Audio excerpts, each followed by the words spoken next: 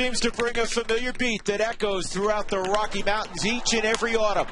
While Colorado has danced on the diamond all season long, no routine compares in eloquence to the Rockies' performance in September. The rhythmic combination of Troy Tulowitzki and Carlos Gonzalez have provided a steady beat, a time step for this team and for this town. Tonight, the Rockies put on their dancing shoes as San Francisco comes to town.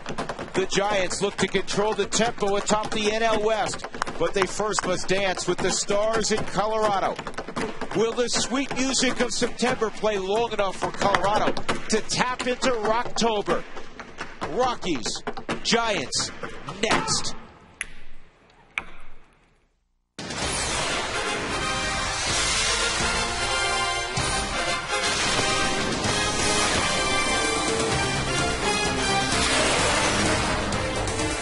On a gorgeous Friday evening in lower downtown, the Colorado Rockies return to Lodo for the final time in the regular season as they open up a most important three-game set against the division-leading San Francisco Giants. The Rockies trying to snap a four-game slide. In the division, they're 3.5 behind San Francisco, 3 behind San Diego. In the wild card, they are 3.5 back as well. And good evening, everybody. Glad you're along, as always, with my partner, George Frazier. I'm Drew Goodman. The Rockies, it goes back to L.A. They hit a bump in the road, and they have not been able to recover. They have not pitched well, to be honest, with the exception of Jorge De La Rosa over the last 4 games. They have not pitched well. That's one thing you look at, is the pitching is what's really carried this ball club, plus some timely hitting. But all of a sudden, that pitching has faltered a little bit. Now you have to deal with a tired bullpen, a tired rotation, but you've got to pick it up. You got 10 games to go, and you got a great opportunity in front of you. Yes, they have not played good baseball for 4 straight ball games. They have not won those games, but you have an opportunity with the Giants in town, and you're sitting there looking at 3.5 and 3. You can make up ground, and you can do it in a hurry. Well, everybody knows how well the Rockies play here at Coors Field. They've won 51 ball games at home this year. The only team with a better home record this year in the NL, the Atlanta Braves. 3 with the Giants. Can't tell you how important those are. You understand that. 3 more with the Dodgers, and then it's 4 in St. Louis. And the Cardinals, for what it's worth, will be eliminated by them. They will be eliminated by them, but the one thing you're going to deal with is Wainwright trying to win his 20th or 21st. So you know he's going to be out there to pitch. Carpenter's going to pitch, and Jaime Garcia is going to pitch. They're going to have Pujols. They're going to have Holiday. They're going to have Rasmus. Tony La Russa is not going to let his club lay down, particularly in playoff implications, much like Joe Torre's moved Kershaw to Wednesday here at Coors Field. Well, I'm smiling a little bit because, George, it wasn't easy in 07. It wasn't real easy in 09. No. It's not going to be easy this year, evidently. We are ready to go. 10 games left, 3 huge ones with the Giants. When we come back, we're going to give you a little peek as to how the baseballs get in the ballpark and then out into the playing field.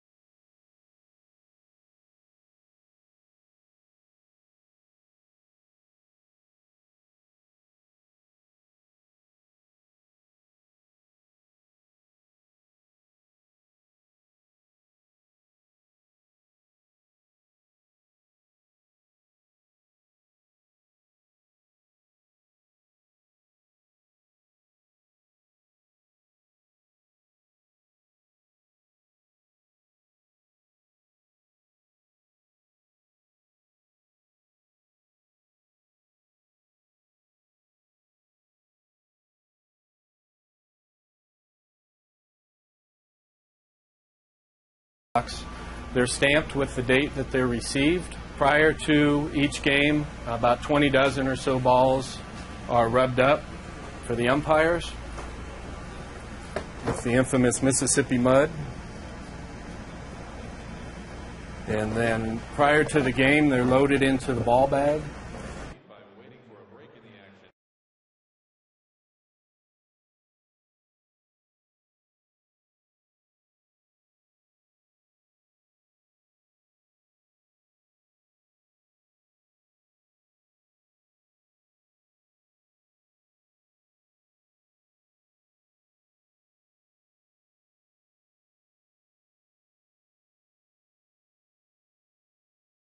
Beautiful evening in lower downtown Denver. Fireworks after the game. The Rockies need some fireworks during the game, and they need to put some zeros up against the Giants. Last night, a very difficult 10-9 loss in Arizona as the Rockies were swept by the Diamondbacks. All right, you may be wondering, how do the baseballs, once they arrive at Coors Field, how do they go to the humidor? How do they exit the humidor? How do they arrive in the umpire's hands as he distributes the baseballs to the pitchers to get ready to play? Well, you have that question. We have the answer, courtesy of Kevin Kahn, who is the Vice President of Ballpark Operations here at Coors Field. The shipments are received to Coors Field from Rawlings Distribution Warehouse approximately once a month. When they arrive here at the ballpark, they're brought here to what's known as the environmental chamber, or humidor, as most people know it as. So the shipping boxes get unpacked with the individual boxes. There's a dozen balls to each box. They're stamped with the date that they're received. Prior to each game, about 20 dozen or so balls are rubbed up for the umpires with the infamous Mississippi mud. And then prior to the game, they're loaded into the ball bag by the umpire attendant. And right after the national anthem, the attendant will bring that bag out through the home plate tunnel and in its spot where it resides during the game in the dugout.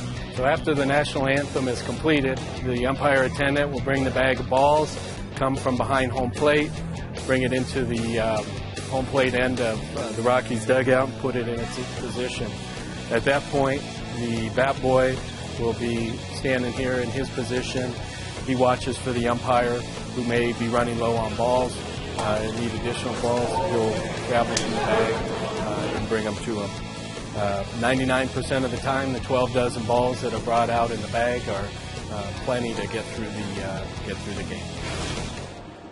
That's most of the time, except last night there were almost 400 pitches thrown in that 10-9 ball game that lasted just about 4 hours down in Phoenix. Then you need a little bit more than 12 dozen baseballs. We are ready for baseball. None bigger than this one. The Rockies and Giants. Come on back to Coors Field with us.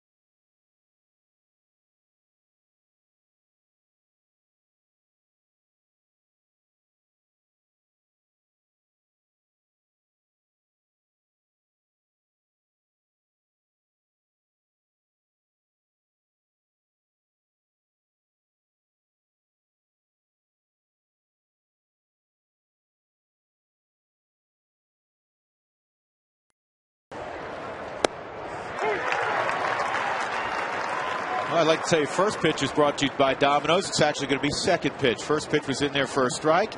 Text keyword pizza followed by a space in your name to 95323 to receive your Domino's special offer and to be entered to win a pizza party for 12.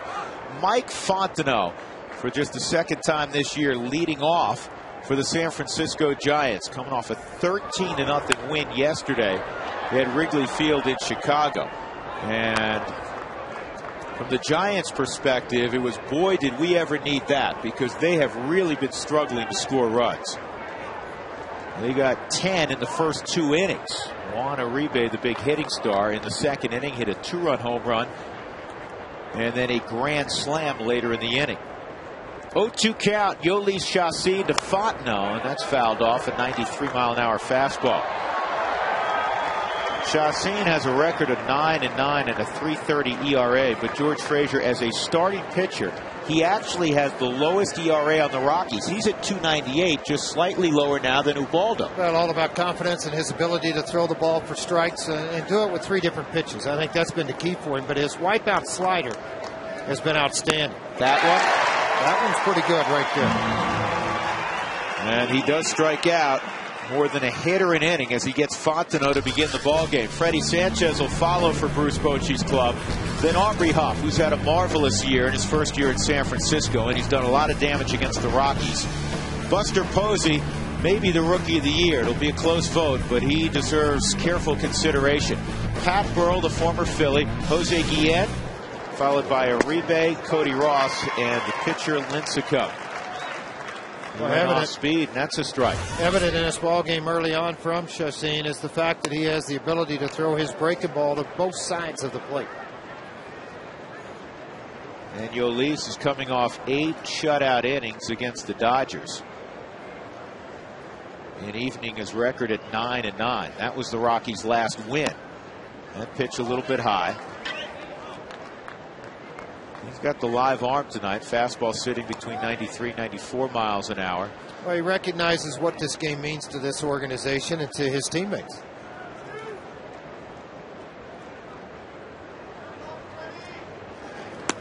Good pitch. 2-2 on Sanchez. He missed that by 6 inches. This is a good hitter. Well, it's a disappearing slider because it appears to be the fastball with all the velocity and that hard bite to the outer half of the plate. 2-2, and that disappeared also. 2 strikeouts to begin as Chassin looks to make an early statement against the Giants. In the outfield, Cargo is in left field. Dexter Fowler in center. Seth Smith is in right field. Mora, Tulowitzki, EY, and Helton with Olivo catching. Those 2 strikeouts move the record higher for Yolis now with 125. He's 4th on the list among rookie Rocky pitchers. I'll say that more than once. That pitch at 95 missed to Aubrey Huff, and the rookie record for strikeouts set several years back by Sean Chacon. 134. And Laz Diaz took a look, said it was wide of the zone, so it's 2-0. Good umpire. Laz Diaz behind the plate. Wally Bell at first. John Hirschbeck at second. James Hoy is at third. And this is chopped to Helton, foul. Very energetic type umpire, and that's what you like to have behind the plate. A guy that's going to move side to side. He's going to give you both sides of the plate if you can establish early in a ball game. Laz from Miami, Florida.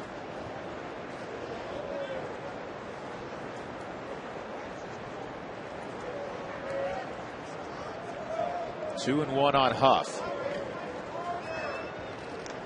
And that is on the outside corner. 2-2. 2 outs, nobody on. This ball game starting an hour earlier than Friday night ball games typically start because of the fireworks to follow. And the 2-2. And the fastball's up and away. 3-2. About a week ago, Aubrey Huff fouled the ball off of his right shin. You could see the extra padding underneath the pant leg that he's wearing now, and it's really prohibited him from being able to run with his normal stance, leery of the inside pitch. That's what we're talking about. So it's been a factor in his success as a hitter, as great as job he had done in the first 5.5 months of this season. Looks like it's going to be a breaking ball. It is strike 3.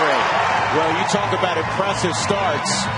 Yoeli Chacin, in the biggest game of the year, strikes out the side to begin things on a Friday night in Lodo with the Giants in town.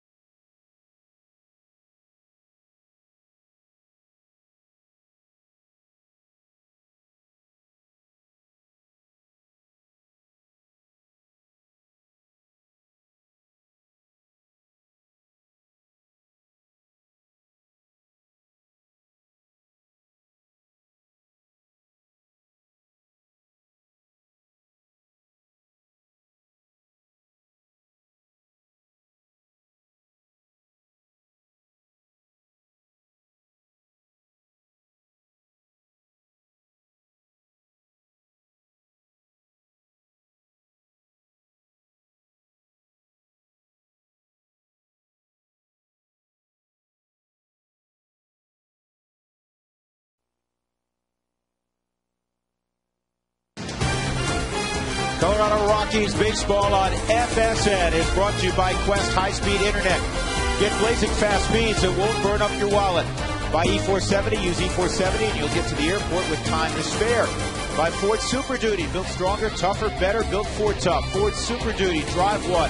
And by Brakes Plus, a whole lot more. Great crowd tonight at Coors Field. Final 6 home games of the regular season. The Rockies with 82 wins trying to catch the Giants. Eric Young will lead things off, then Dexter Fowler. Carlos Gonzalez with a 10-game hitting streak, a .436 average, 6 ribbies last night. He'll bat third. Troy Tulowitzki fourth, Todd Helton fifth. Melvin Moore has been terrific. He'll bat sixth. Seth Smith, Miguel Olivo, and Yoeli Chacin. So EY back in there after missing the last 4 ball games in terms of starts. He did appear in a couple of them. That stress fracture in his leg was bothersome, but he's been able to come off the bench and pinch hit a couple of times in the starting lineup tonight for the first time since Sunday. Here's the 0-1, and it's a good curveball from Lincecum. Well, early on, looking at Lincecum's delivery, you can see that the downward plane is there. 6-3 out on the road this year. The opposition's hit just .245 against him. His last win at Coors Field, this is pretty amazing. Last win at Coors Field, May 20th, 2008. He's had 4 starts since then. He's 0-2 with a .432 earned run average. The Giants have lost all 4 of those ball games. Here's the 1-2. Outside. And the fastball velocity, George, has returned. In his previous couple of starts, and he had a very so-so summer in terms of where he typically performs. And the fastball was 90-91. It's back in the mid-90s. It is, and the curveball is really, really, really a good curveball. You see that hard yacker at 70. Anytime you see a curveball, folks, if you watch the velocity on the screen when it pops up here on top, in the top of the screen, you're going to see that that when it gets to that 77 to 80 mile an hour range, that is a power curveball. One pitch that Lincecum has started to use again that he had gotten away from, he's using it on right-handers, has been the slider.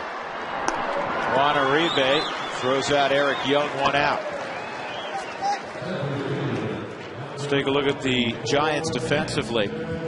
They may be challenged in terms of chasing balls down in the gaps. Cody Ross is a good athlete. Pat Burrell doesn't move very well at all in left field. And Jose Guillen is in the later stages of his career. Mike Fontenot at third for Pablo Sandoval. He's not getting many starts right now. He's struggling with the batter. Uribe and Sanchez up the middle. Huff at first, and Buster Posey behind the plate.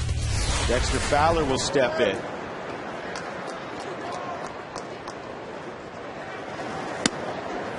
And that's off the plate. Tell you something interesting about Dexter. Remember earlier in the year, George, when Dexter was really struggling from this side of the plate, the right side was fine. He was hitting below 200 from the left side, and he got sent out because of that. He's retired by Fontenot. Well, he's now hitting 250 from the right side, 250 from the left side. Well, things have obviously picked up. Dexter has gotten hot from that left side of the plate, being able to do some damage.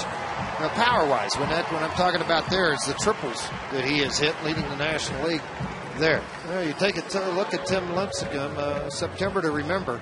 0-5 in August, stunk it up. 782 earned run average. The opposition hit over 300, and then, something happened in September. He straightened out a couple of the mechanics. He started to work a little bit harder in between starts, and it's a reflection there. It's 3-1 record, 236, and averaging over nearly 7 innings per start. Carlos Gonzalez almost single-handedly last night took the Rockies from a 6-run deficit to a lead. He hit a grand slam in the 7th to make it a 2-run game. And with the Rockies down again by 4 in the 9th, he singled with the bases loaded to make it a 2-run game in the 9th. Now was the grand slam, the opposite field against the hard-throwing Blaine Boyer. With the 6 ribbies last night, a career best, he's retaken the RBI lead from Albert Pujols in the National League. Here's the 0-2. And Tim Lincecum with a strikeout of Gonzalez. And he works the 1-2-3 first.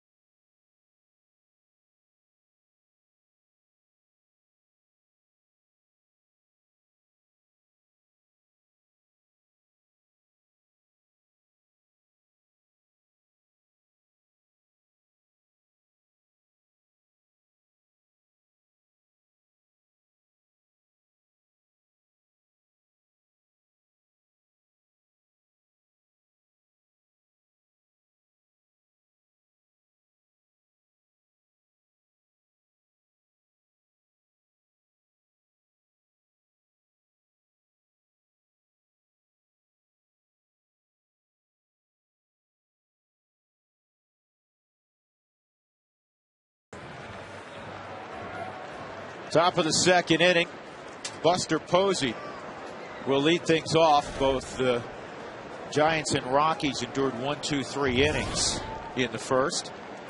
Chacín struck out the side. And Chacín needs to take the emotions he had in the first and carry to the second. So a lot of times when you know it's a big game as a young pitcher, you go out with that adrenaline rush and you're able to command the way he did early in this game in the first inning. But to go back out in the 2nd inning and do the exact same thing. Because what happens, you get in that dugout and you exhale. And you're like, whoa, man, do you see what I just did? And then to yourself. And then you go back out for that 2nd inning. It's being able to maintain that energy level. 2 0s in there, 2-1 on Posey. 4-hole hitters, they haven't done much against him this year at all. Just a 130 average. Talking about Chacín, right-handers have hit just 202. Curveball and a beauty. Chacín has been the Rockies' steadiest starting pitcher in the month of September. Well, really, you can even date it all the way back. You're going to get a good look at that hard breaking ball. Date it all the way back since the All-Star break. And what he had been able to accomplish. He has the third best earned run average in major leagues. Think about that, in the major leagues. Hamels at 082, Zambrano 089, and then there's Chacin at 095. 3-2 on Posey, and he gets jammed big time. And an easy play for Todd Helton, 1 out. Time for our great Colorado payback sideline report with Alana Rizzo. Guys, I had a conversation with Jeff Francis earlier today about the biggest mark of improvement that he has specifically seen in Yoeli Chacin. He said, hands down, it's the way that he manages the game. He said, you know what, he's always had the stuff to strike out people, as we witnessed there in that first inning. He said, but the way that he's adjusting his game, it's allowed him to get deeper into the ball game. He said the experience that he's had working with Chris Iannetta, Miguel Olivo, Bob Apodaca, and Jim Wright has really helped him. Plus, it's what he sees just because he's gotten the experience. He's mixing things up. He's using all of his pitches, and hitters cannot catch on quite as quickly as they used to be able to, guys. All right, Alana, thank you. George, I'll tell you, one of the things that you got to love, and I know you appreciate this, his tempo's terrific right now. Well, he controls the game. I mean, that's the thing. When she's talking about controlling his game, he keeps the pace of the game where he wants it to be. I think that's the one big thing that has taken over. His poise and presence on the mound. That's always been an impressive factor for him.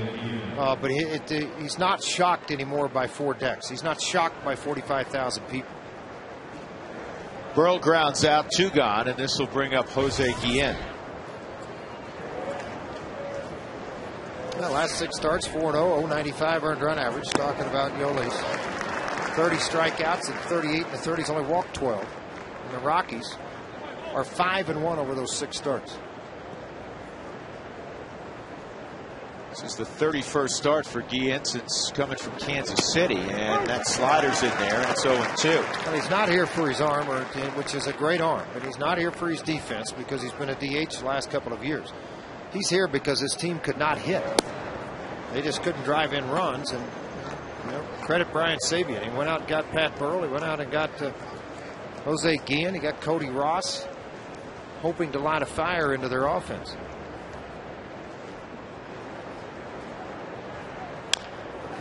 Yeah, this is fouled off. Well, over the last couple of weeks, the Giants have scored 1 or less in a ball game 8 times in their last dozen ball games. Yesterday they broke out with 13. Strike 3 on Guillen. You talk about on your game. That is what Yoeli Chacin is right now. His 4th strikeout already.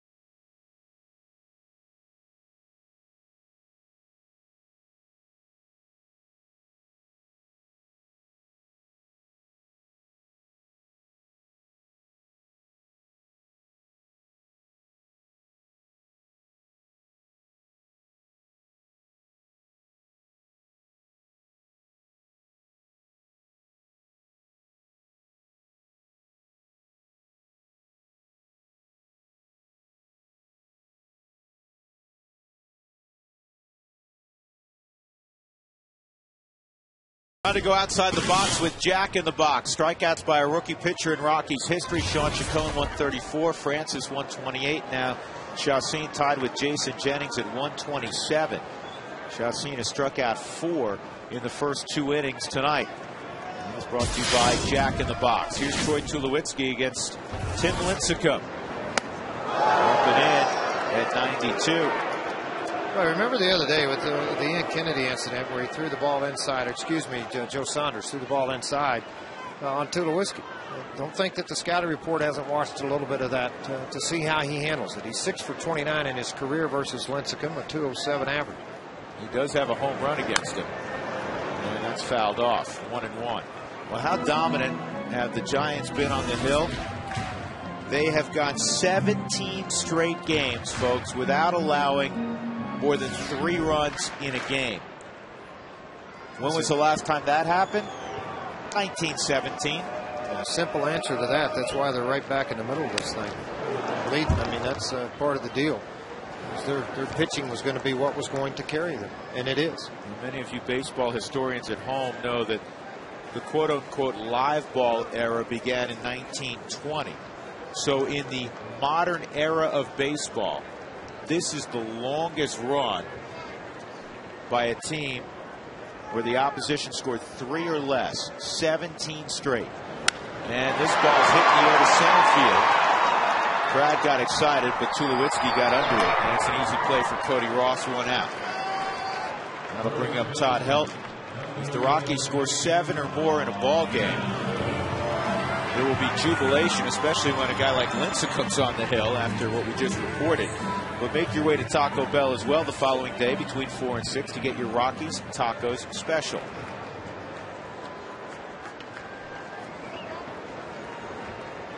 So Helton steps in, 10 for 25, a 400 lifetime average against Lincecum.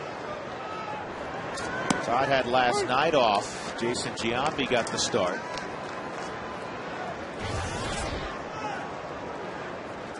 Todd on Wednesday hit his 7th home run of the year. Solo shot in the first inning. 1 ball, 1 strike.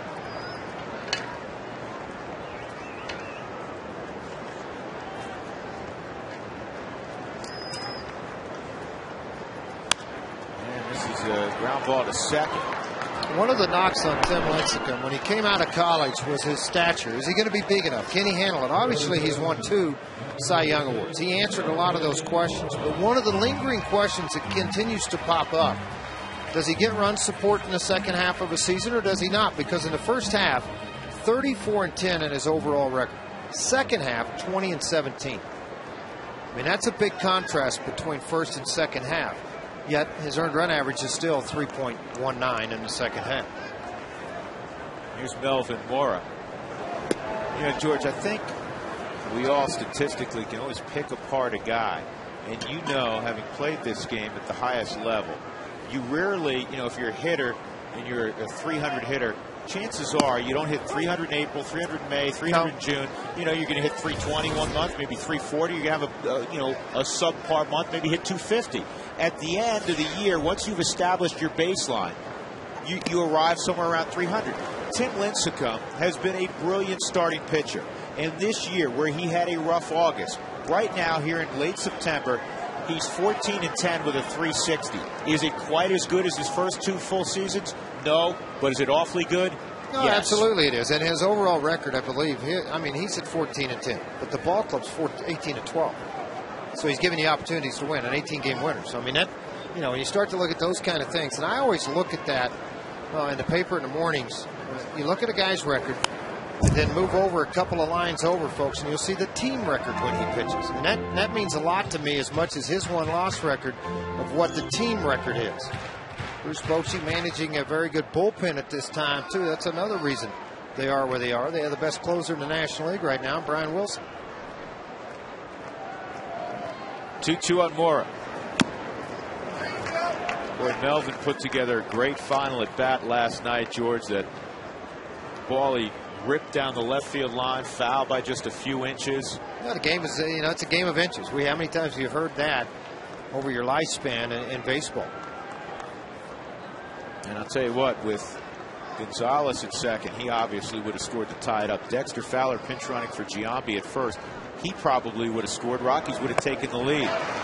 But that falls under the category of woulda, coulda, shoulda. Mora goes down. 2 strikeouts for Lincecum. No scores. We go to the third.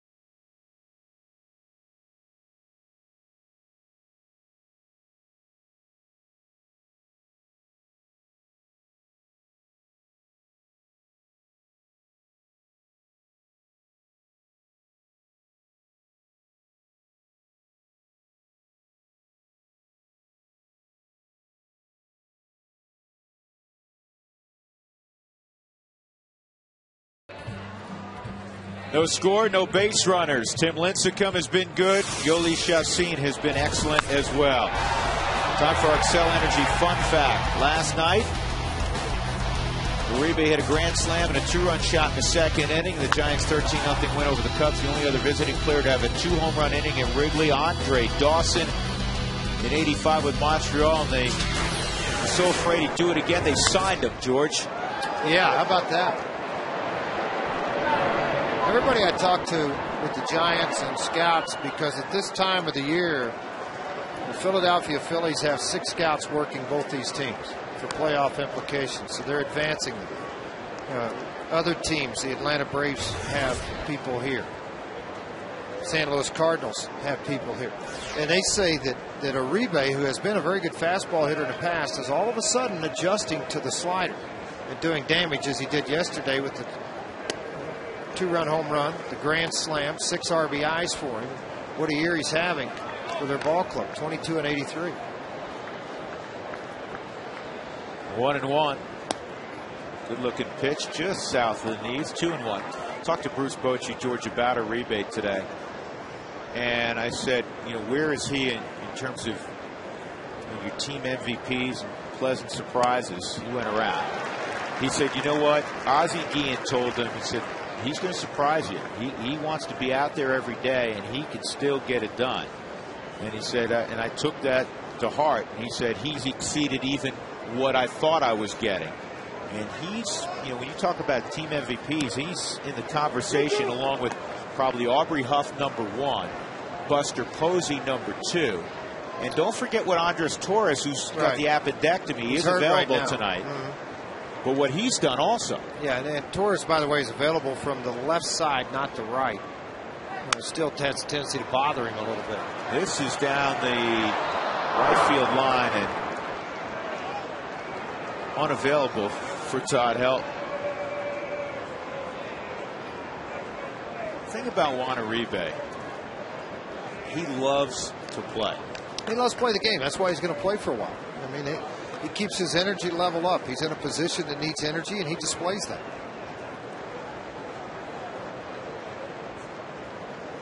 He's a dangerous man with plenty of power. 22 home runs after the 2-home-run ball game yesterday in Chicago. And there's the first base run of the ball game. Uribe, a leadoff walk here in the third. Let's take a look at our Breaks Plus Take a Break poll of the game. Should other parks use a humidor? Text your answers to 95323. Text Rocks 1 for yes. Text rocks 2 for no. Shocktober, buy 2 get 2 Monroe shocks and struts free, valid through October 31st. Some talk about Arizona. They play at some altitude going to it. And there's the balls freshly out of the humidor.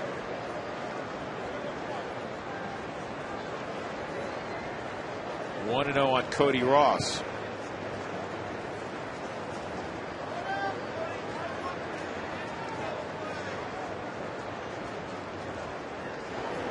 Well, one thing the Rockies brass has done is looked at maybe putting a humidor in at Colorado Springs, because they're even higher than here in Denver. Yeah.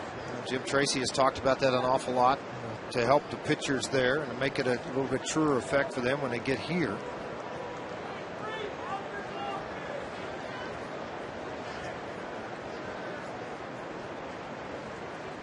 What the humidor does, it just keeps the ball to its natural state. Yeah, I mean, I think that's all it does. Yeah, I think sometimes it's misinterpreted. It's keeping the baseball what it is if you picked up a baseball in Cincinnati. It doesn't allow it to shrink, and it maintains its weight. On the corner, good pitch. Really Cody Ross. Really allowing Shane to work that outside corner.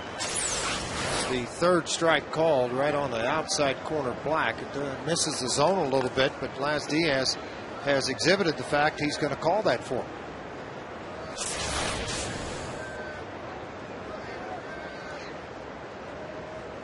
First time out of the stretch tonight for Chacin.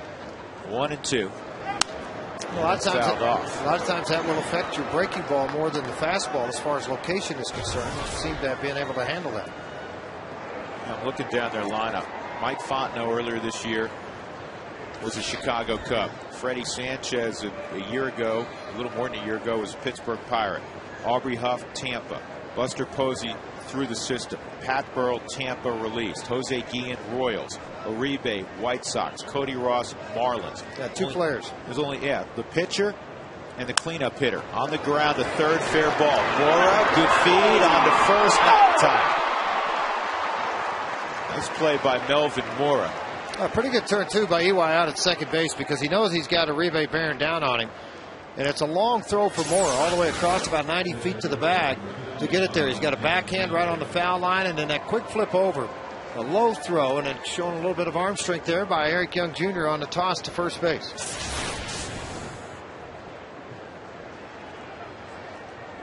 Well, that'll bring up Lincecum, who does hit from the left side.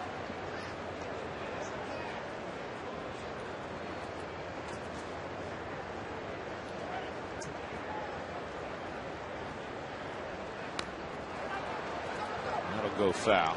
Yeah, pretty much automatic. You feel that that's the way Bochy's going to try to play this, because he understands this park as well as anybody, just like Jim Tracy, the amount of games he's managed here from San Diego to San Francisco. And the way these two starting pitchers are going at it here tonight, this could end up being a 1-0, 2-1 ball game in the end. Repair any damage to your windshield by calling Safelite Auto Glass at 303-287-5000, online at safelight.com. One strike pitch to Lincecum, and that's right out in front of the plate. Olivo thought about second. But again, Ross is a better than average runner. It was a wise choice on his part to go to first base. It's surely in the ball game in the third inning. Get the out. Get the one out that you know you can get, versus running a gamble that all of a sudden when he gets to the baseball, you see right there, I mean, by the time he gets back up, winds, throws the perfect strike to Tulowitzki, do you get it? It's not worth the gamble. So that'll bring up Mike Fontenot with 2 outs.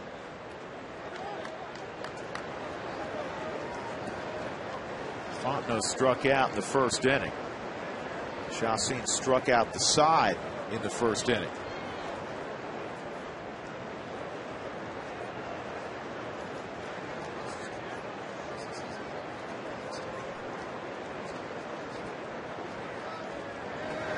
Down low, primarily a second baseman. A little bit of shortstop with the Chicago Cubs.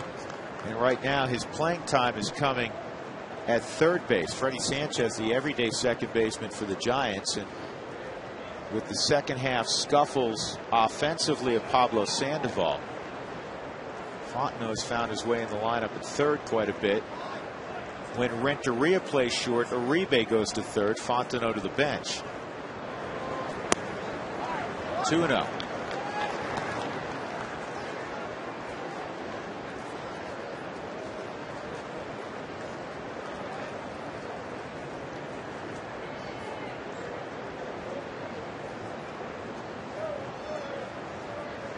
Fontenot's hit .340 with runners in scoring position. Good number. Here's the 2-0.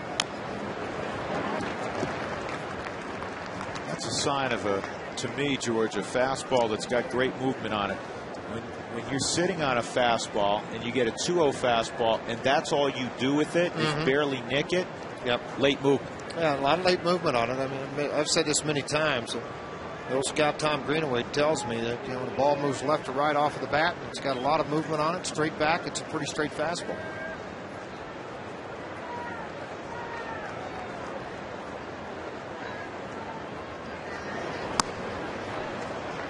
Changeup missed. It's 3-1. Well, one thing I noticed about Shashin in previous starts and today when he had a runner on first base, he really focused on picking the glove up before he came to home plate. This last couple of pitches, his head's been almost at a 3/4 turn as he started to advance to the plate. Notice that time picked it up nice, turned the ball downhill at 92 in a good location to make it a 3-2 count. You see this fastball just explode down into the bottom half of the strike zone. You see a lot of rotation on this ball. And you're going to see some late sinking action on this baseball. Opposition's hit a very fine, for Shashin's purposes, 255 against him with runners on base, 214 without. 3-2 on Fontenot. Just missed. And now they're 2 on for Freddie Sanchez. Tough out. Second walk of the inning.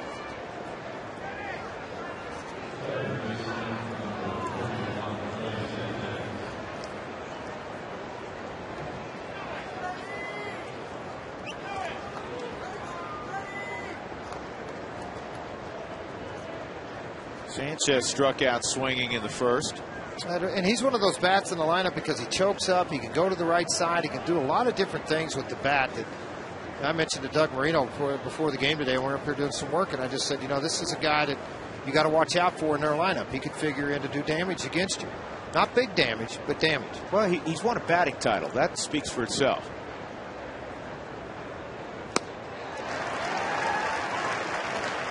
And after a tough first half, he's really come on in the second half this year. You know, anytime you hurt a shoulder like that, I really wonder how much he was healthy in that first half or just trying to play to justify trades.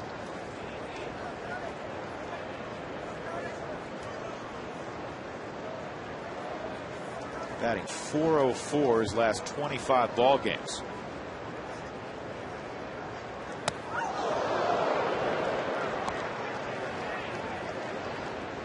If you thought about diving across the outside corner, that'll make you think twice, right? Absolutely. Well, if you're thinking after you swing and miss slider, you get a little Hyundai Cam action on the chest to bounce you back away from the plate.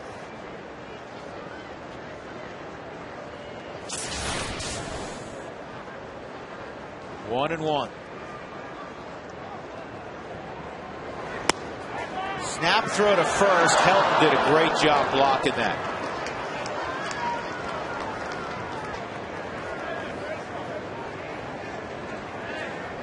Well, it's worked as a pair. I mean, from Olivo to Helton on this pickoff. As soon as the pitch is thrown, see Todd coming in behind him. Unfortunately for Olivo, he just fired early. Didn't look like he had his feet squared very much. It's kind of more of an arm throw than it was a body balance throw, and that's why it hit in the dirt.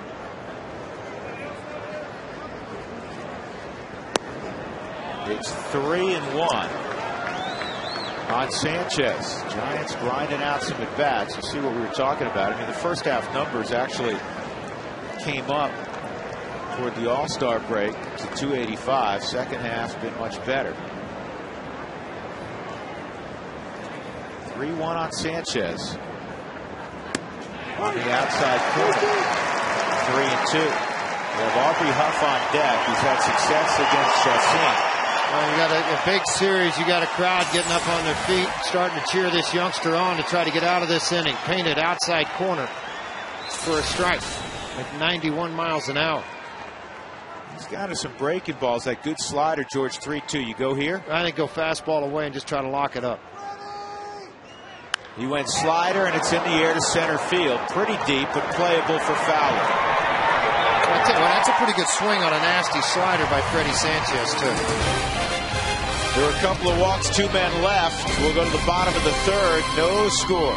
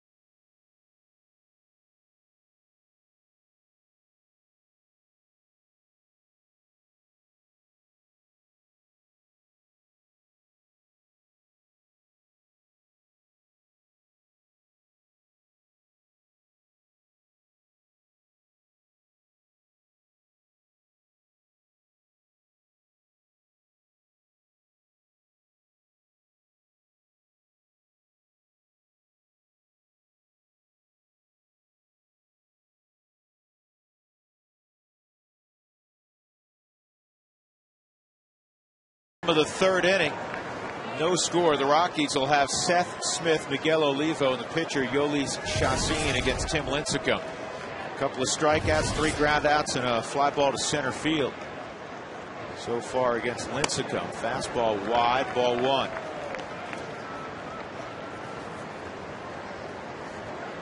Smith got just 2 starts on that 2-4 road trip. Last night he was 0 for 2 and a couple of walks. Scored a run in the 7th. On the grand slam by Gonzalez.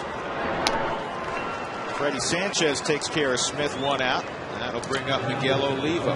Hey, if you make a $500 per seat season ticket deposit for 2011, guess what? It guarantees NLCS and World Series tickets for 2010 if the Rockies get there. So make that deposit on your 2011 season tickets.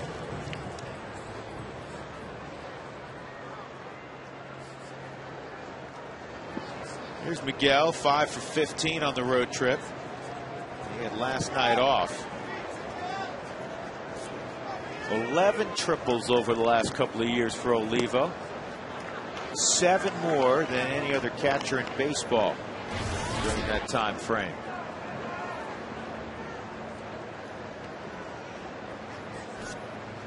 Here's the 1-0.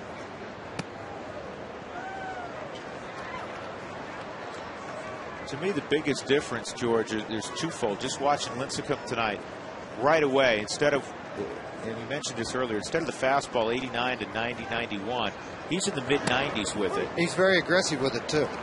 And that's the other thing. There just seems to be the confidence that you expect from him that was somewhat missing the last couple of times the Rockies saw. There's no question. I would agree with you 100% that there was. And I mentioned the struggles, his last win coming in May of 2008 against the Rockies. And since that span over 6 games, he's 0-2. Their team's 0-4. So, I mean, he struggled mightily here at Coors Field. But it's like a different attitude, a different look, different body language is another way to probably say it. And after a miserable August, the September number is very good. I mentioned a 3-1 record. His ball club 18-12 when he's on the mound pitching in ball games. pitches that he didn't throw much in the past that he's utilizing now as a slider. Well, you know, the thing was he didn't pitch with it. He went fastball, changeup mostly, then he mixed in a curveball. But now all of a sudden he has gone to the hard slider away in situations because he lost the feel for the release point on the slider.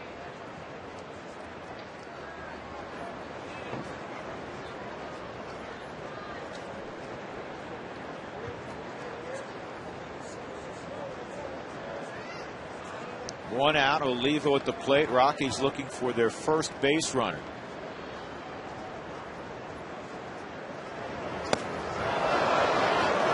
He went around. Yeah, ducking to get out of the way of the baseball, but he had started his swing at the same time on a high fastball. That's what ended up getting the strikeout. You can see on the Hyundai cams, he started his swing, and then it was in, and then he's trying to bail because that ball's eating your chest up, coming high and tight on you, and it's just tough to slow it down. He did go around. It's just a lot of power coming trying to stop the bat.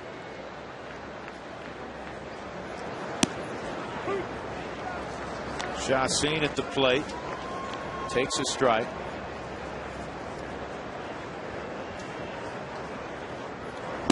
And another.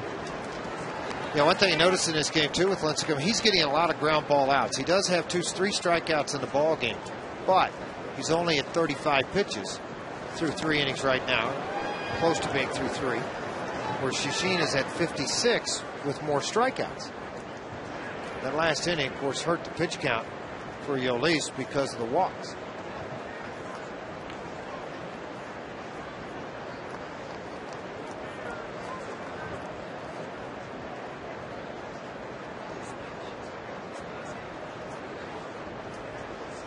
One and 2 on Chacin.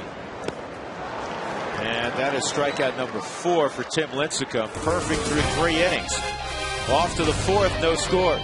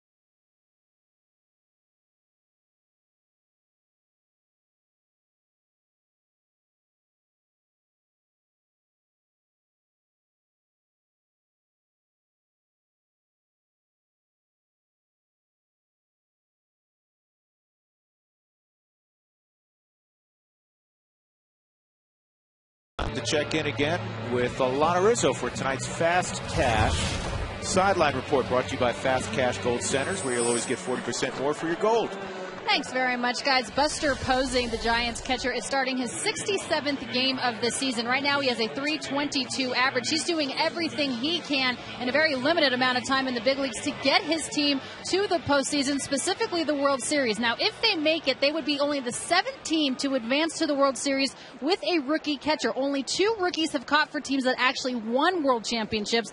Wally Shang for the 1913 Philadelphia A's, you remember him, and Joe Garagiola, 1946 for the St. Louis Cardinals, guys. Well, it's pretty impressive. The guy in 1913, I thought he had trouble with the slider when I faced him, but other than that, he was pretty good. Pretty good, huh? He was a good receiver, George. That's all they needed him to do then. They had that great hitting team. First pitch to Aubrey Huff's in there for a strike.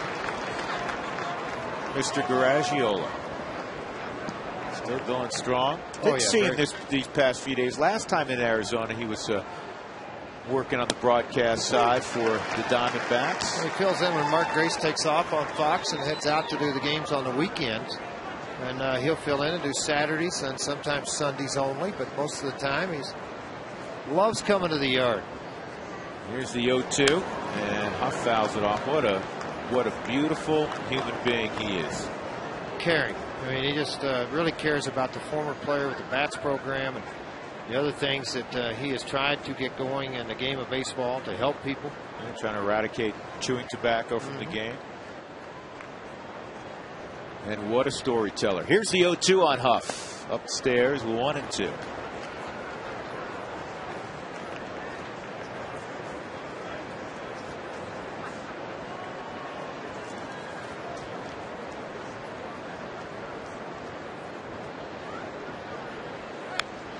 Great pitch, and you know what? You got to tip your cap to Huff. I don't know how he got down and fouled that pitch off. This is good both ways. Yeah, it really is. Hard breaking ball outside part of the plate. Well, he dropped to the knee and changed the swing level and did a pretty good job with it. About 26 of his hits have gone to left field. The outfield playing straight up, and center field Dexter shaded a stride to the right of second base. You want to come in, and they got him on a back foot slider. Chacin fans Aubrey Huff. That is strikeout number 5 for Yolis Chacin, the 22-year-old from Venezuela. Now, good hard breaking ball right on that back foot. When you know that that leg has been injured or exposed with a foul ball, you attack that area because as a hitter, you're going to be hesitant to go and try to fire at those pitches. You want it getting hit again.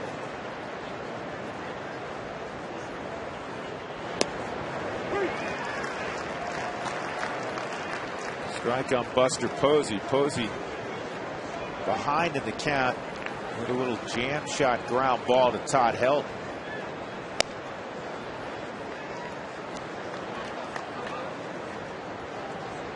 You can see where he tried to go after him in his last at bat, working basically up in the strike zone, and that's when he jammed him on the inside part of the plate with that little dribbler to Todd Helton.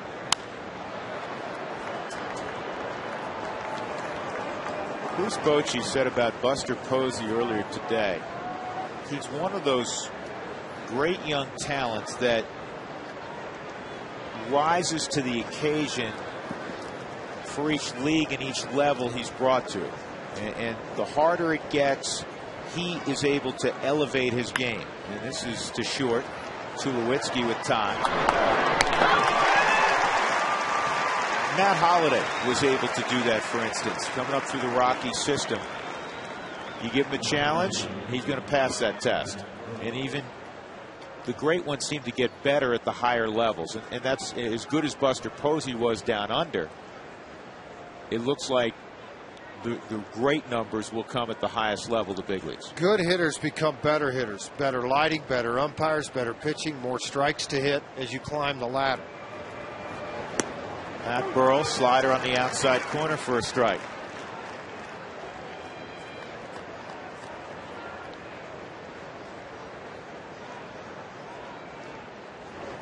Burrell hits out of a semi-crouch, but he is a big man.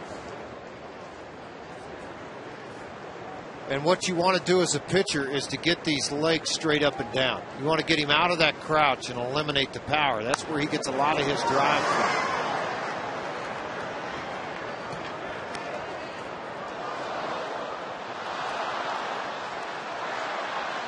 1-2 on Burrow.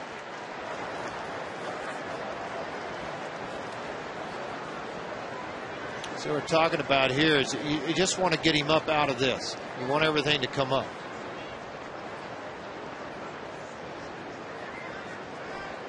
And Burrow's 1-2 delivery to him is outside. 2-2.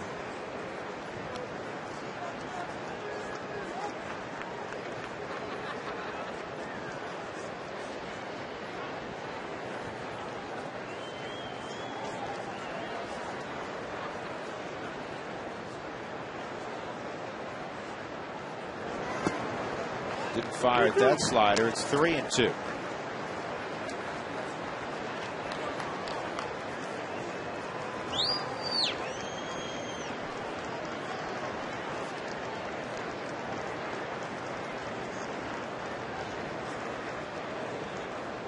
2 outs. Here's the 3-2. And he got him on a slider. 6 strikeouts in 4 innings for Yoli Chassin. He and Tim Lincecum have been outstanding so far.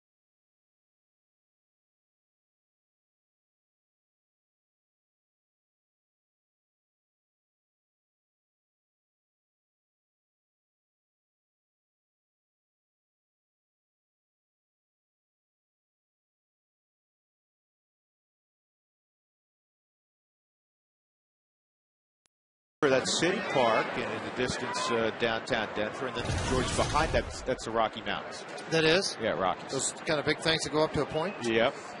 City Park, good golf course. It is a good golf course, fun golf course. Bottom of the 4th inning, and the Rockies will start over. Second look at Tim Lincecum. They didn't get anything done against him first time through. Here's Ewai. And that pitch off the plate, ball 1. As a leadoff man, Ewai saw 3 pitches in the last at bat. Soft liner hit to Uribe. He was able to throw him out at first. Takes a strike, 1-1.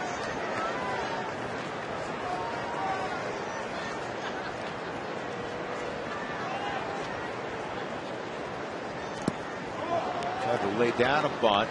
That didn't work out on a breaking ball. It's 1-2. Well, it's a difficult pitch to do it on. It's a difficult pitch to do it on, and the reason why is because it's biting so hard down, and you're running away from the ball. So you're trying to hit it coming at 2 angles. So that ball's diving down into this area, and you're trying to lay the bunt and pull it up the first base line with you. Lincecum thought he had strike 3 on a 93-mile-an-hour fastball. That was low. I think it got Ewai. I think it got Laz Diaz. I think it got a little bit of everybody, because it sure was in the 4th strike zone. And there's the make good. Yeah, you know. Boy, that's tough. That's tough to hit when it's going like that, because you just look at it and you go, okay, wait a minute. The last one was a ball. Now you're going to call this one a strike. I mean, it doesn't make any sense to me. Yeah, I'm trying to define my strike zone, yet you're defining it for me when I let it go a minute ago. Now you're going to just jump on it. You know what, though? It's a fair pitch on a 2-strike count. Yeah, in my mind, you got to move the bat there. I mean, you got away with the first one. Second one was basically in the same spot. Well, San Francisco, for whatever reason, that's down the line, foul. Has had Ewai's number this year. He's 2 for 20 against them, just barely 100. How far foul was this? You can see Aubrey Huff try to move over on it. It was foul by about a foot and a half when it went by the bat.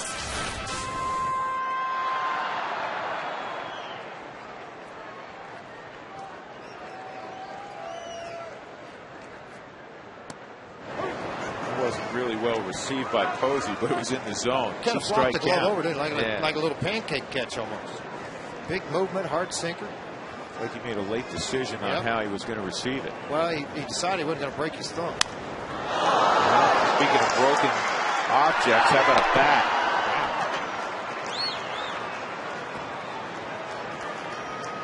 Well, it's pretty clear Lincecum has his A material tonight. Yes, he does. No question about it. 2 outs. Carlos Gonzalez coming up. AT&T trivia question. Who are the 3 shortstops in Major League Baseball history to have a .320 average, 30-plus homers, and 100 RBIs in a season? As you look at a guy with some pop, and Juan Uribe. This guy's got some pop. He's hitting for a high average. Troy Tulowitzki. Guy at the plate's not bad. Yeah, I'll take him. And this is slowly hit the second. Lincecum has retired the first 12 he has seen in this ball game. We'll go to the 5th. Scoreless in Denver.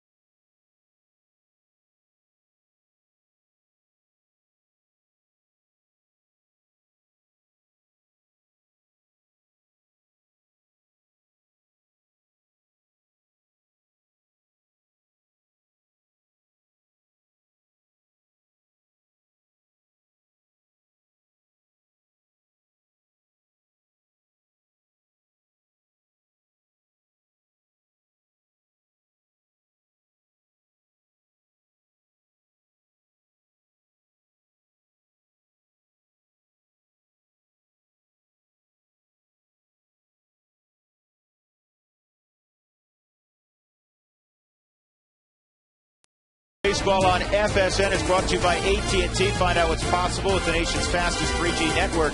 AT&T Rethink Possible. By Dex One Marketing Solutions Business Results. By Big Brothers Big Sisters. Be big and donate your car. You get a free tow and tax break, and you'll help change a kid's life.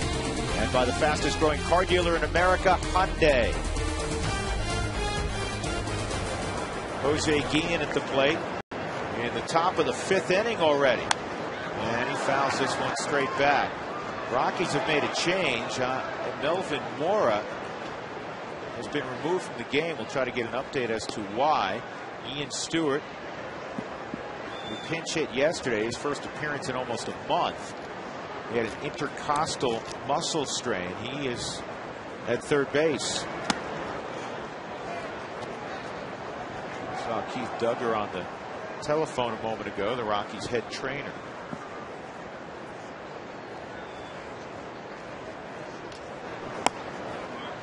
Two and one.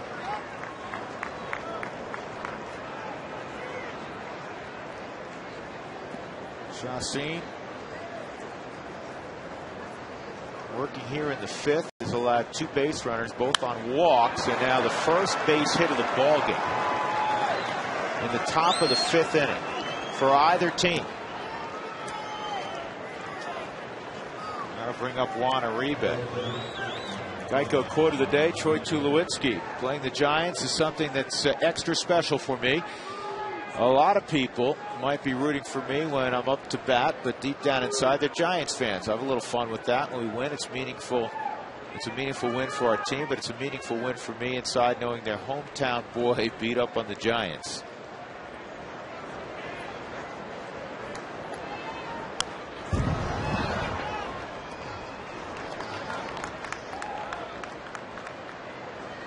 Juan Uribe is one of those guys, George, that if a hitting coach looks at him, he'd probably say when he was a kid, you can't step in the bucket, son, and play this game at a high level. Juan Uribe steps in the bucket, and he's done pretty well with it. Yeah, he has. And his bat's, obviously, with age, he has grown with power. That's the one thing that he has gotten. The broader shoulders, bigger chest. Has become more of a power hitter, a guy that can drive the ball in the gap. Most of his RBIs this year have happened in the bottom half of the order, too. His career high in home runs, 23 with the White Sox in 04. He has 22 now. In the air to right field. Seth Smith waiting and tagging up's Guillen. And Smith, I think, was a little surprised by that. That's one of the few times in my time, 13 years of watching games here, to see someone tag and make that jaunt from first to second on a fly ball to right, although deep in right field corner. The guy's aware of it is Helton. I'm sure he was shouting to him. Why? See, I mean, there was a pause. He wasn't prepared to throw. It kind of floated to the baseball, and then that's exactly what happened. And I think a lot of that has to do with Roberto Kelly, who is their first base coach for the Giants also. They appeal, and Laz Diaz says he left early. So Guillen is out. And he's going to go right to Bruce Bochy and meet the argument here.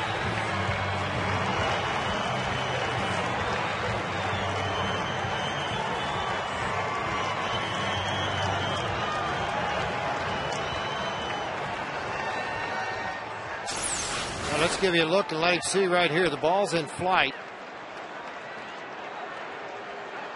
Yeah, he did. He did, absolutely. He left early. Sure did.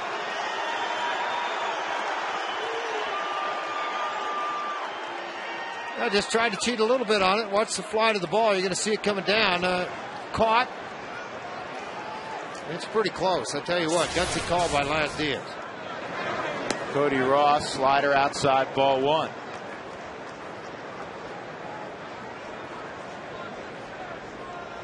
That's a nice little break for the Rockies. 2-0. Chacin really wants to get Ross, and then we could do that. You'd have the pitcher leading off the 6th inning.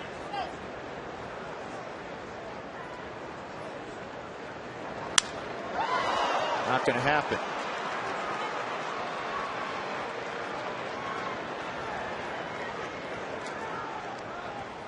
Two outs. Cody Ross at first. Lincecum will come up. This date in history is brought to you by Dex One Marketing Solutions. Business results. Good job, Lance Diaz. You're looking at a 1-0 ball game right now with that call. September 24th, 2002. You're right, Fraiche. Thanks to Jason's 2 home runs. Jason Giambi's in New York 6-0 win over Tampa. The Giambi brothers passed the DiMaggios for the highest single season total for home runs. They hit 60 together. Now, is that Joe, Dom, and Vince back in 1939? Is that 39? Yeah, it was 1937, excuse me. Because there were 3 DiMaggios who played. Dom and Vince. Joe, naturally the most famous. Lincecum behind 0-2.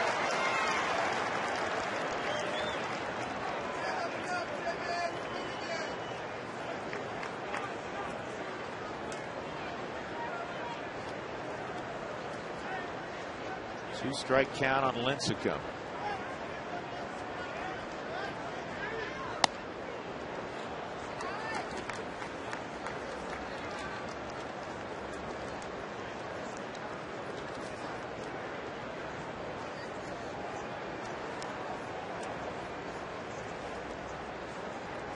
One and two. Strike 3 on Tim Lincecum. That is punch-out number 7. Couple of hits, first 2 hits of the ball game. Middle of 5, no score.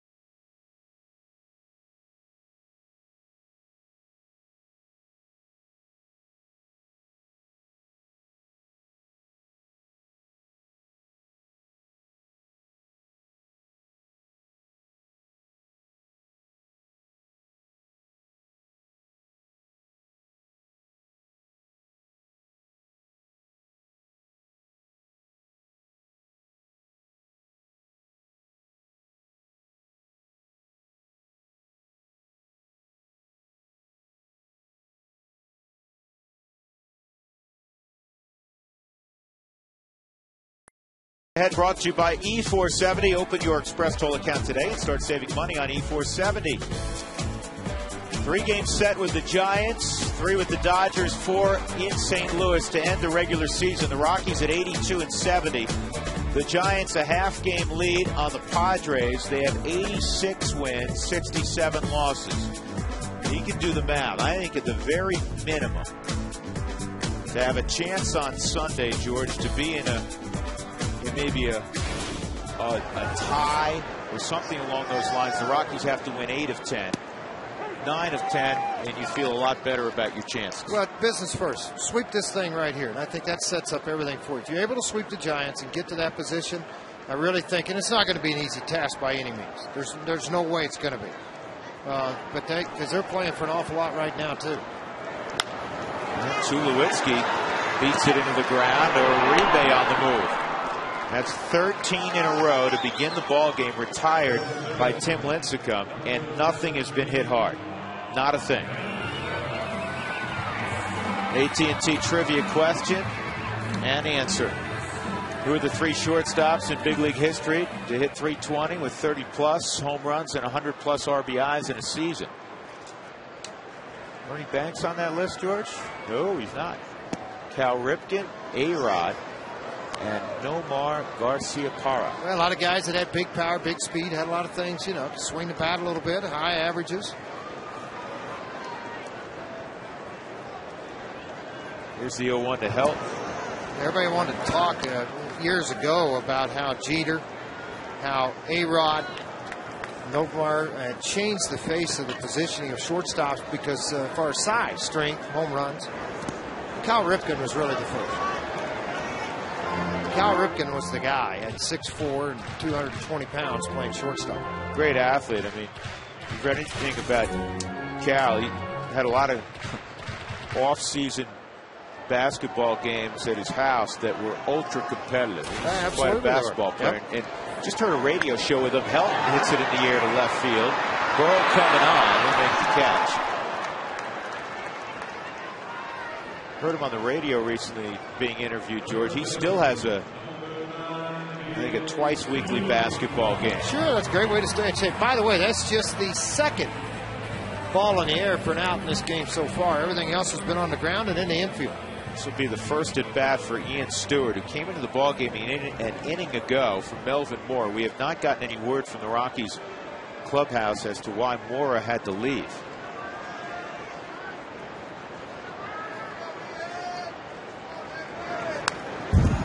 Good swing there from Stewart.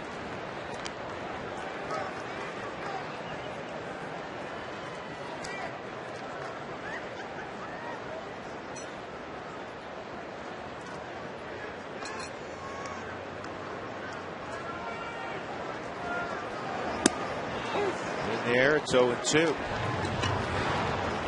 This is hard to do for Stewart. When you miss a month, the defense comes back pretty quick. Hitting big league pitching takes a little bit. It takes an awful lot of time. On the timing side of things, their command is so much better than what you're going to face in instructional league. That's one thing for sure. I mean, that's what people don't understand. I mean, you know, that you're down there facing some guy throwing 90, but he doesn't have the pinpoint control that a Tim Lincecum. He's not a two-time Cy Young Award winner.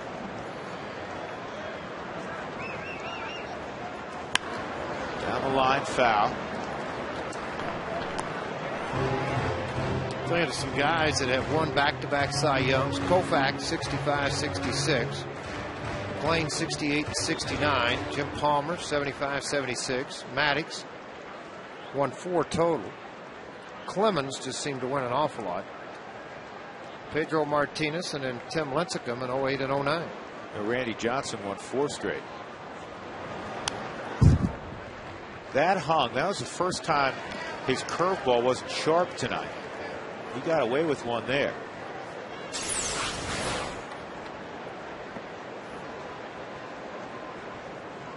Yeah, he did. I mean, that's again. But you know, when things are going right for you in a ball game, as they are for Lincecum right now, you can get away with some of that.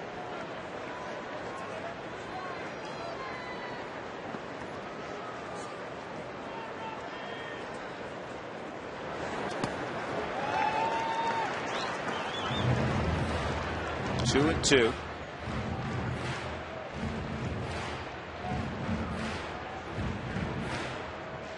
Scoring runs on that 2-4 road trip for the Rockies was not a problem. Preventing runs was. Now they're in a pitcher's duel here at Coors Field. I don't know about you. I anticipated this type of ball game tonight because both pitchers had been as hot as anybody in baseball. Lincecum perfect through 5. He's got 6 strikeouts.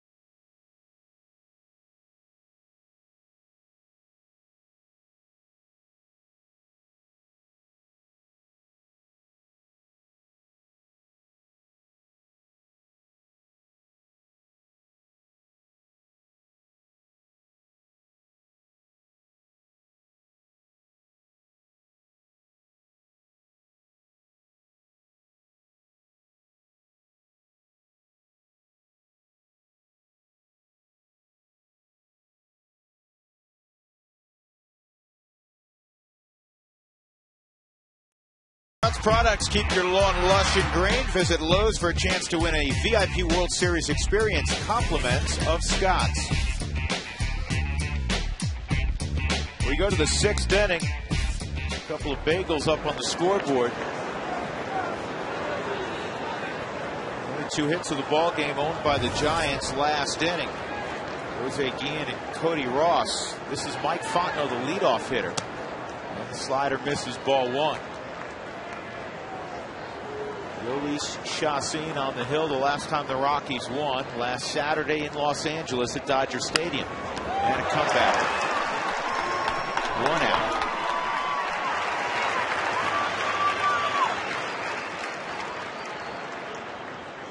Now to bring up Freddie Sanchez, a strikeout and a fly ball to center field. Quest high speed pitch. Lincecum at 94. Chassin at 95. That's brought to you by Quest, the high speed internet provider of the Colorado Rockies.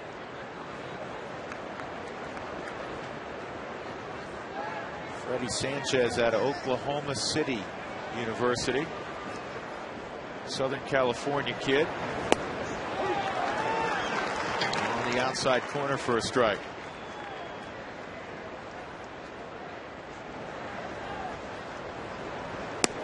Outside corner for a strike. Did you say that already? Yeah, I thought there was an echo in here, but apparently not because it's 0-2.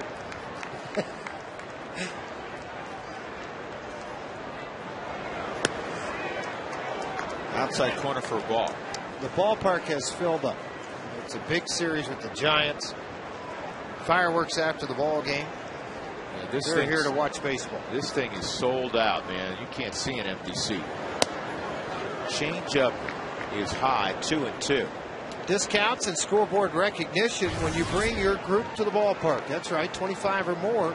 You get great benefits, so call the Rockies at 303-ROCKIES.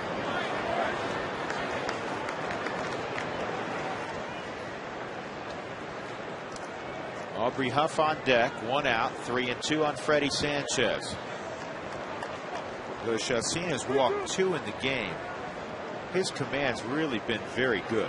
56 strikes, 37 balls, 93 total pitches here in the 6th.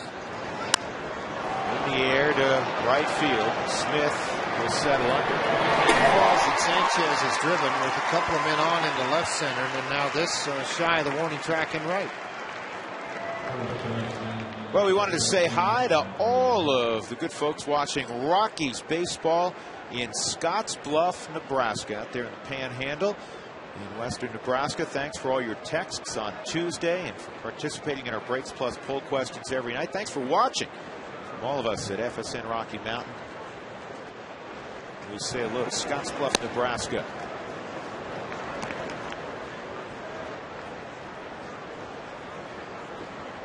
1-0 on Aubrey Huff.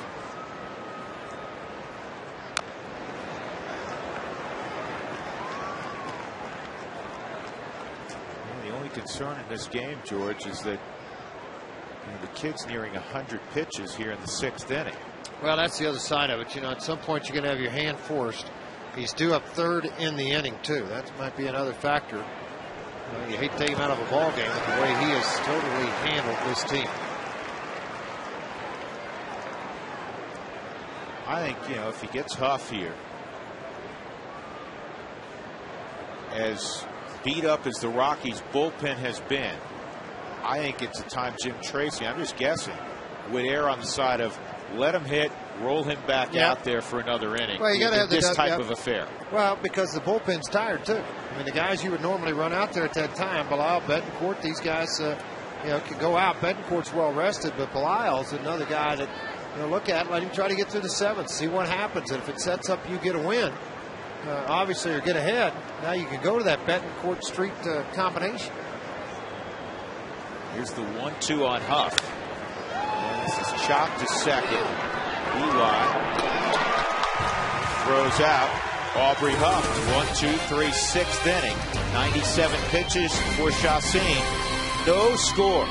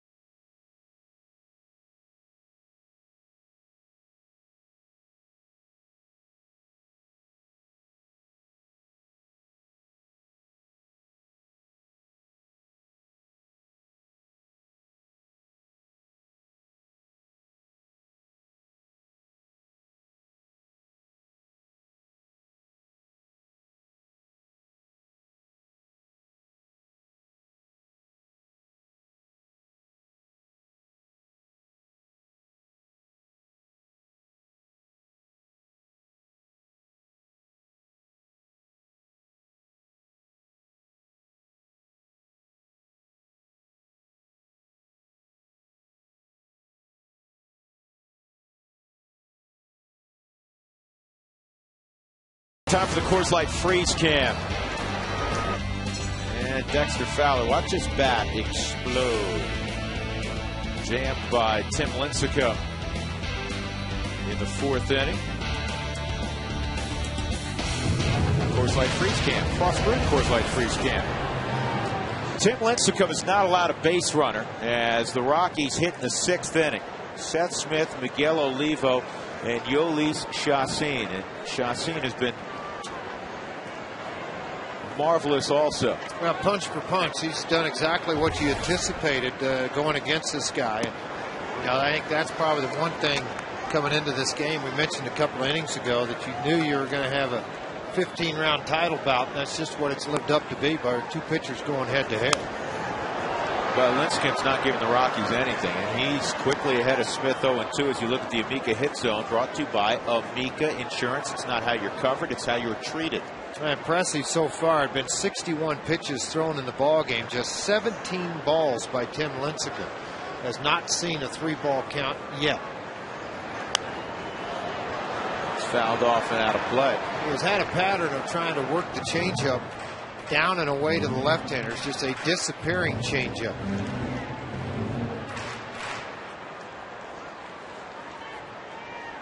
If we get a peek in at Buster Posey to see where he might go with this next pitch. Fastball in, going to crowd him. Fought off down the line, fair ball. And Seth Smith will go to second with a double. He breaks up the perfect game, leading off the 6th inning. And more than that, in a scoreless game, the Rockies have a great opportunity to break the ice here in the 6th. Absolutely you do, because it's a fastball up. It's sliced right over the head of Fontenot into left field, and then it's just off to the races because Pat Burrell, who doesn't run exceptionally well but has a very accurate arm, made a very strong and good throw into Freddie Sanchez, but Smith beat it.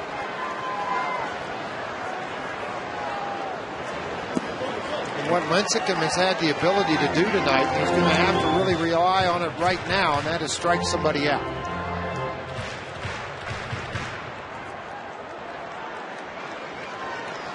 Olivo with Chacin on deck. Ryan Spilborghs has a helmet on.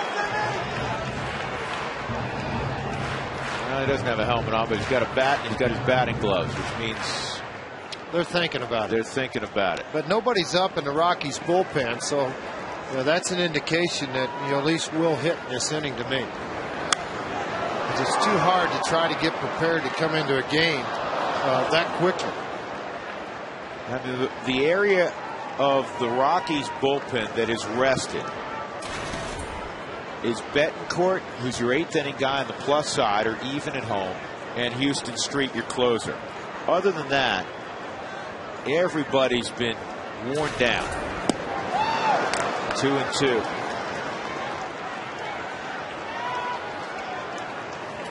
Tim Lincecum with unhittable stuff, and the double he gives up is a fisted double over Mike Fontenot's head.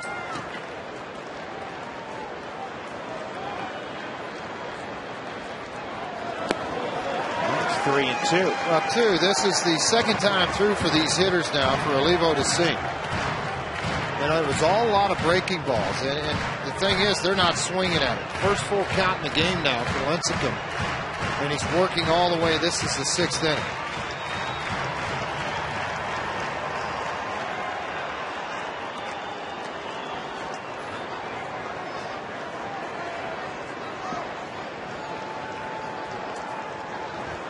Olivo, who's not hit a home run since July 31st at the plate with a full count.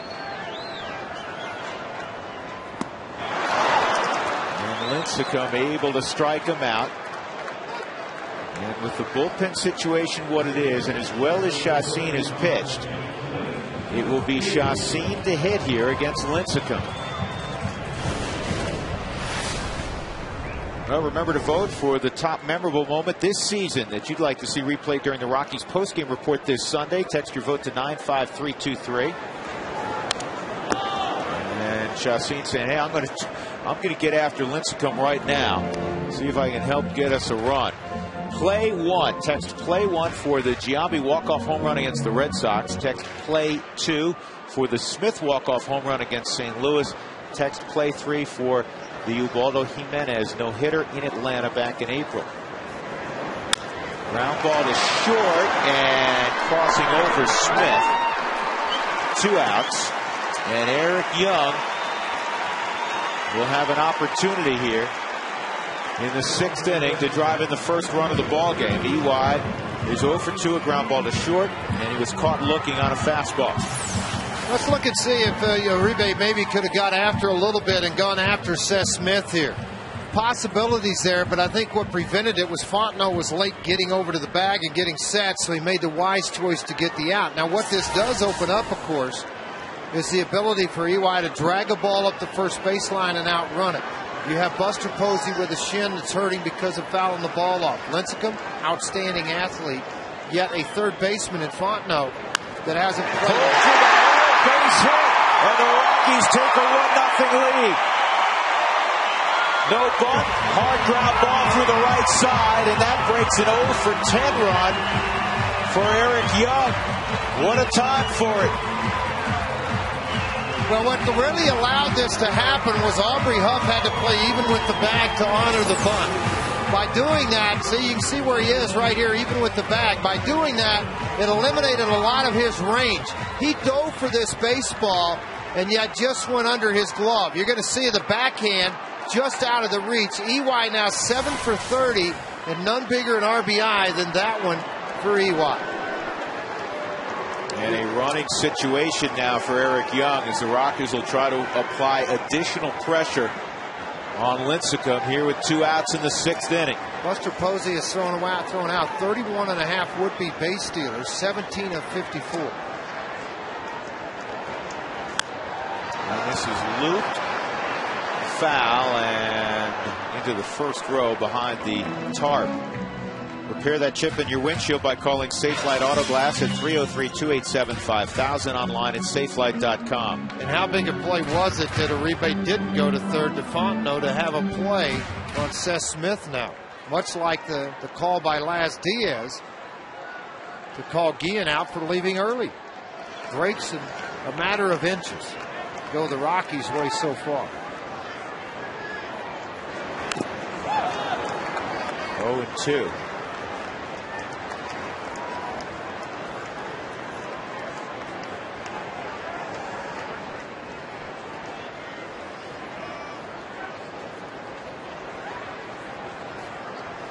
Fowler did not start in yesterday's ball game. He was given the day off. He went 5 for 23 on the trip.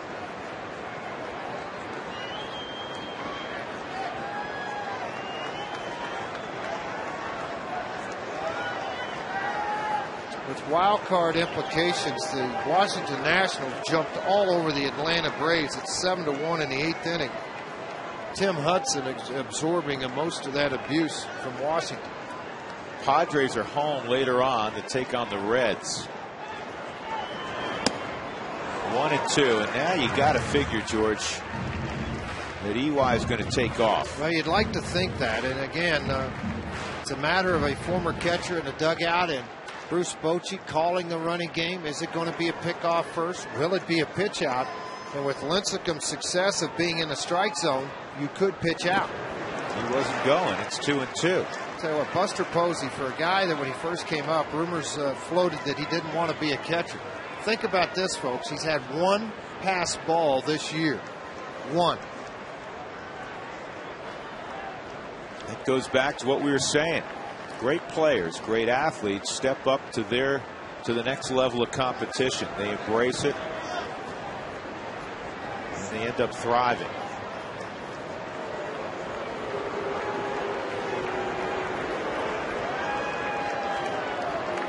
Leadoff double by Seth Smith, and he comes around on an Eric Young 2-out base hit. The Rockies did not have a base runner prior to this inning. There goes the runner, swung on and missed as Fowler chases out of the zone. Rockies break the ice 1-0, and we're off to the 7th inning in Lodo.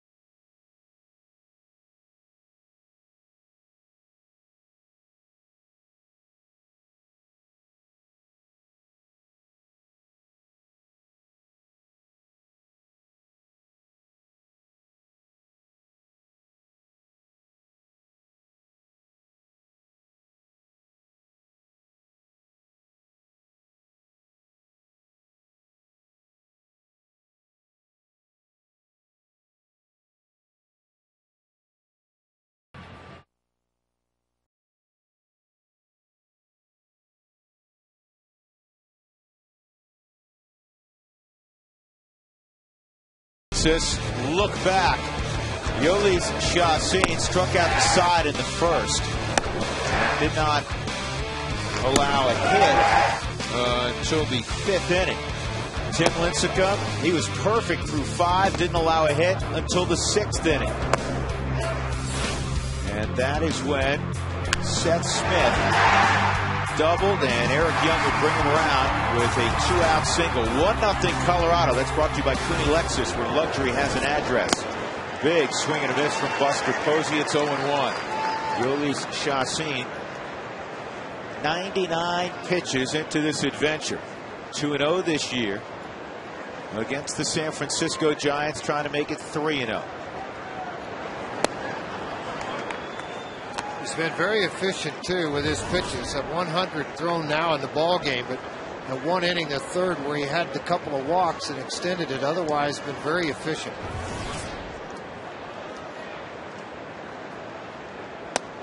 Change-ups high, 2-1. Chassin hitting the strike zone about 61% of the time, which is right around the league average.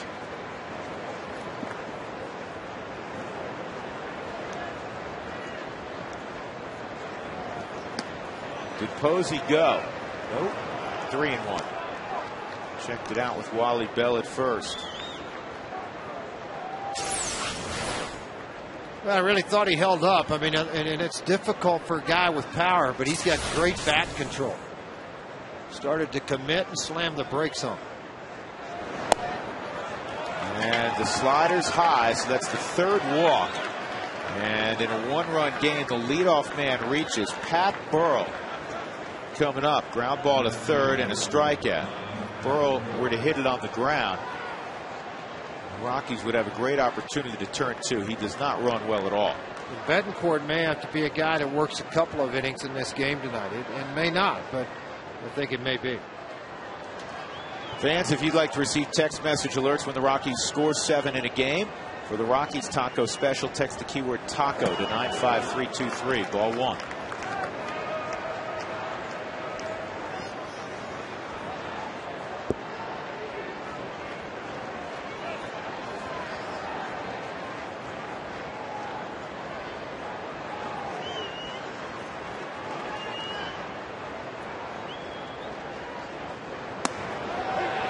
Inside corner, 1-1. Now Burrell committed to thinking that that was going to be a slider with his swing early. I think that's why he went ahead and held up on that pitch and then tried to get a ball call by bailing back with his midsection.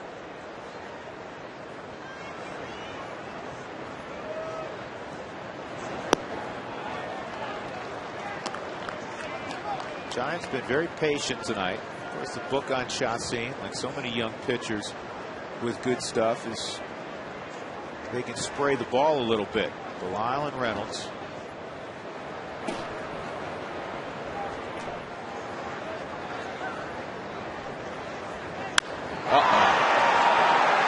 And now the Giants have the lead.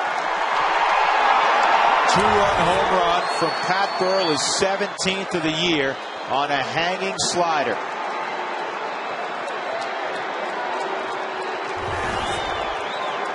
Boy, you worked so hard to get that run, and Chassin has been so good this evening. And the one mistake he makes, Burrell hits it out. 17 home runs, 45 RBIs now. Slider really, Drew, you know what? That ball was down and away, but a big man swinging the bat, got his arms extended, and he knew it immediately when it left the bat. That high, long fly to the baseball. And the results, the Giants on top 2-1 in the ball game. Inside on Guillen.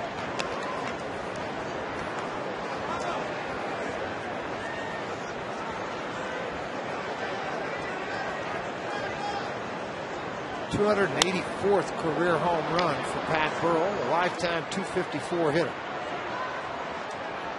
Eric Young backing up, makes the catch, 1 out. That'll bring up Uribe.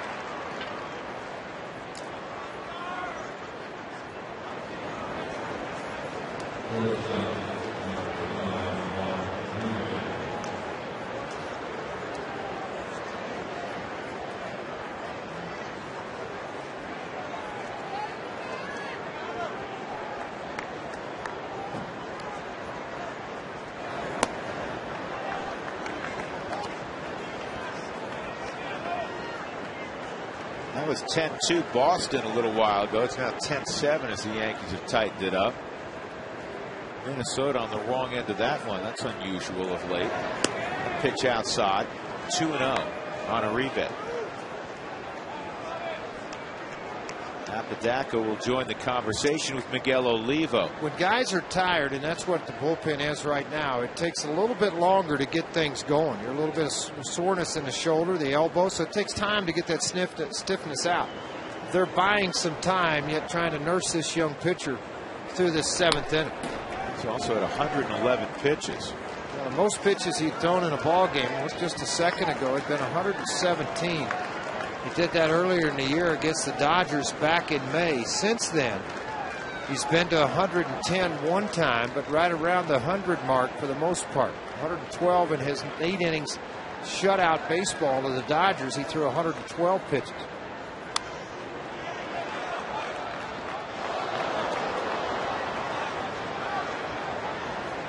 And you know what? He's pitched wonderfully.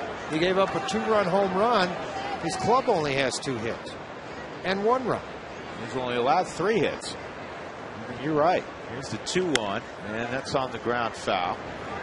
2-2 on Uribe.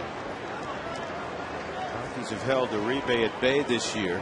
It's 5 for 43 against Colorado pitching.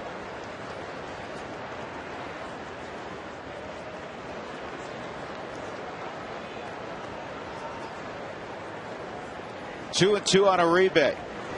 And they get him, and the ball goes astray for a moment, and a good play by Olivo to find it, and then find Helton 2 outs. That's strikeout number 8 tonight for Yolis Chacin. 2 outs. Cody Ross will come up. September is National Prostate Cancer Awareness Month. Prostate cancer is the most commonly diagnosed cancer in Colorado, but when detected early, it is treatable and survivable. Support a great cause. Sign up for the Blue Shoe Run for prostate cancer. Details can be found at the BlueShoeRun.com website. Here's Ross.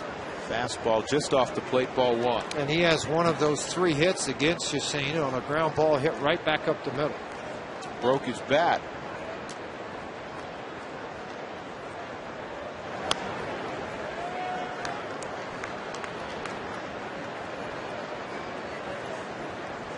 If you're wondering, by contrast, Tim Lincecum, who's on deck, has thrown only 77 pitches through 6 innings. And what it really does for Bruce Bochy, if he can get through his 7th inning, is he can use Lopez or Runzler to get through the 8th from the left side. Jeremy Affeldt hasn't been used much of late, but he has all the right-handers lined up to be able to do it. Ooh. Bat flew out of the hands of Cody Ross in between he and Miguel Olivo. Not a comfortable situation to be in. He does have that, George, but the way Lincecum's throwing the baseball, I don't know if he'll need much help. Now, well, if he's got a lead after 8, typically he's going to say goodbye, and you're going to look at Brian Wilson pitching the 9th inning. Yeah, maybe there, but I don't see him unless something changes in the 7th, and hopefully it does. I don't see him pulling Lincecum in the 8th to mix and match. And hopefully the Rockies figure him out next half inning. Here's the 3-1, and the sliders waved at 3-2.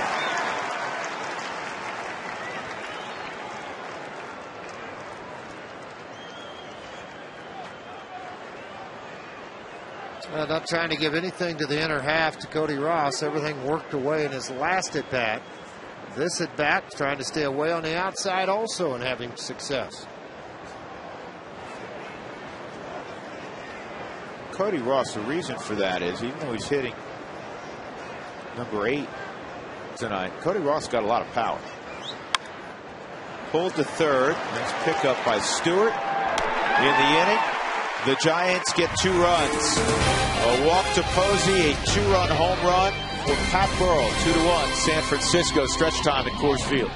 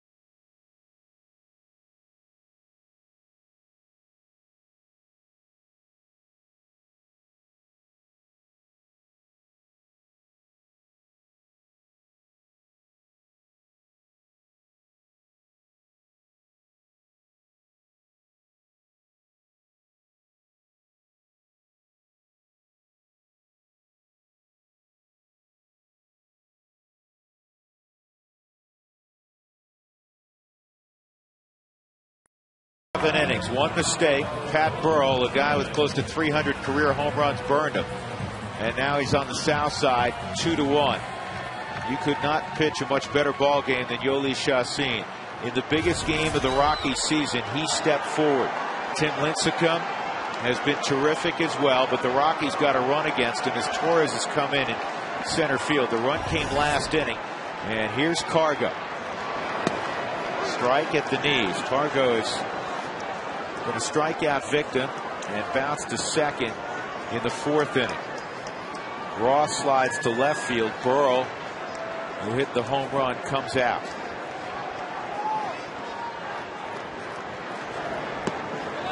One and one on Gonzalez. Began the evening at 342, leading the National League. 6 RBIs last night, a career best. His first career slam.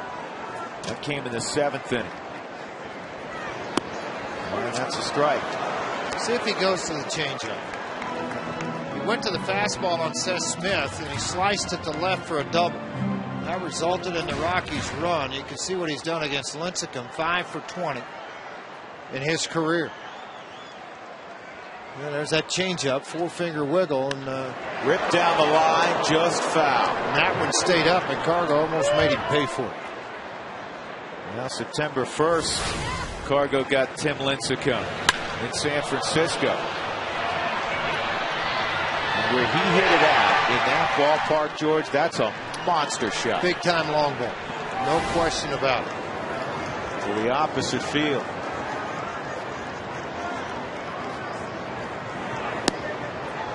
Inside.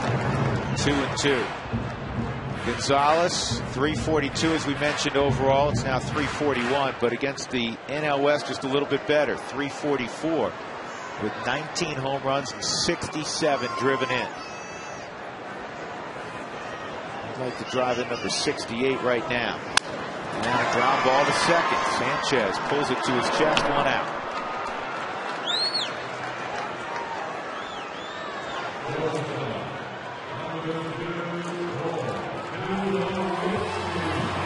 Tulowitzki will approach, 0 for 2, fly ball center field, and a ground ball to short.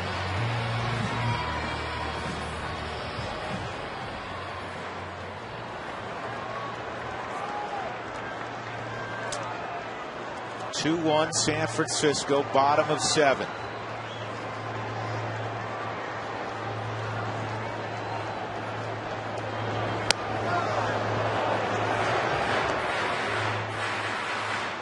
Lincecum trying to buy back a little real estate.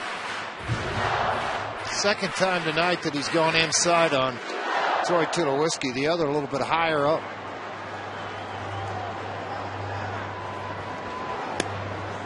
Two and out. Troy, after winning back-to-back Player of the Week awards, 6 home runs each of the last couple of weeks. Naturally, you can't sustain that. He's 2 for his last 18 now. Big swing there, fouled off 2-1.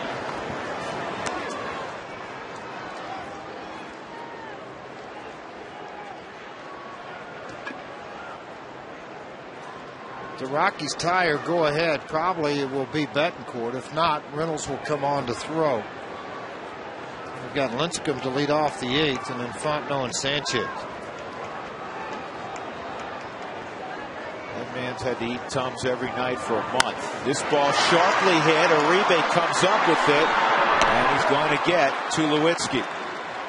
2 outs. Believe it or not, folks, that may have been the hardest hit ball by a Rocky tonight. Yeah, I'd agree.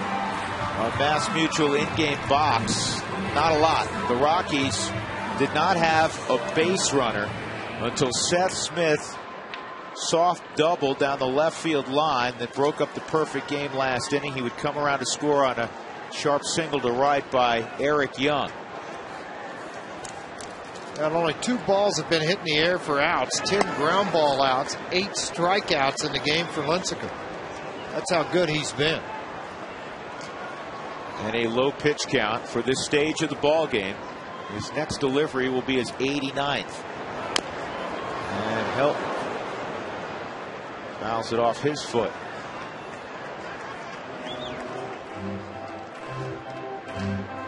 want to have the ultimate experience at the ballpark, call and get one of these suites at the yard. There's picnic areas, and it fits any event, any budget. So make sure you make the phone call, 303-312-2444. The suites are packed tonight with the flat screens and the food. It is outstanding.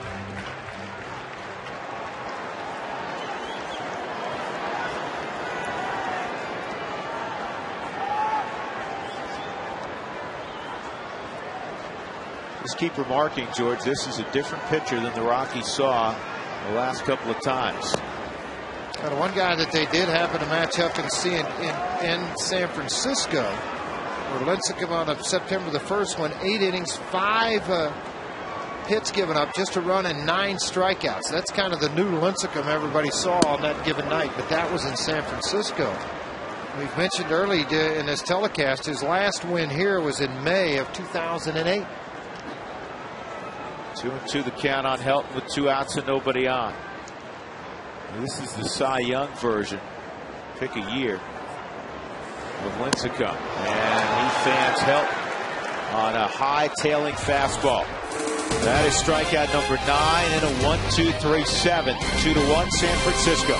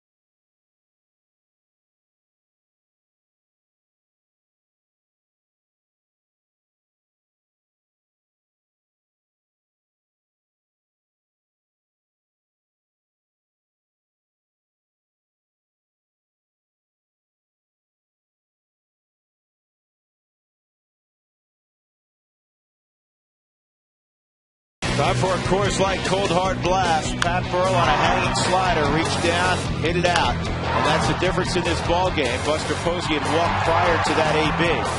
And the Giants lead it 2-1. Lincecum coming at the top of the order. Mike Fontenot, Freddie Sanchez to face Matt Reynolds in the 8th inning. This call to the bullpen is brought to you by Xfinity Voice, unlimited local and long distance calling. Call 1-800-XFINITY. One of the many bright spots in the month of September, other than this 4-game losing streak that the Rockies have endured the last few days, has been the work of the rookie left-handed reliever Matt Reynolds. Well, just look at everything about him. It's all been good. Left-handers have hit a $179. He gave up the 1 home run to Utley on a pitch, quite honestly, wasn't that poorly thrown by Matt Reynolds. He has been able to do his job and do it consistently for the Rockies.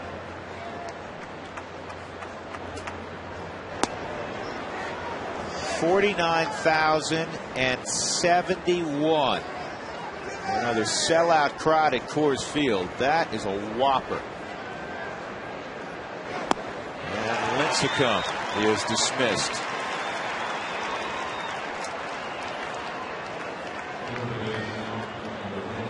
It is packed house here tonight to watch fireworks, and then obviously look at a great matchup with the Rockies and Giants as they try to battle these last 10 games to give them a few extra opportunities to pack the house. Fontenot is 0 for 2 and a walk. Ball 1. Yoeli Chassin tonight, 7 innings. He allows 2 runs on just 3 hits. He did walk 3. He struck out 8. And this ball lined to right center field, and Smith reaches up and makes the catch. 2 outs. The ball had a lot of carry to it. Seth Smith thought he had the proper angle, and right at the last second, that ball had about another 3 or 4 feet of lift on it. He had to raise up above the head and make the catch on this ball. Hit extremely hard by Fontenot. And it's just see to give it a chase. You saw it on the Hyundai cam. Now you're going to look at it on Smitty, making the angles and making the play on it. Sanchez takes a strike. Rockies in the 8th inning against Lincecum will have Stewart, Smith, and Olivo. Ground ball to short to Lewitzki. And a strong inning from Matt Reynolds. 2-1 San Francisco as we move already to the bottom of the 8th inning.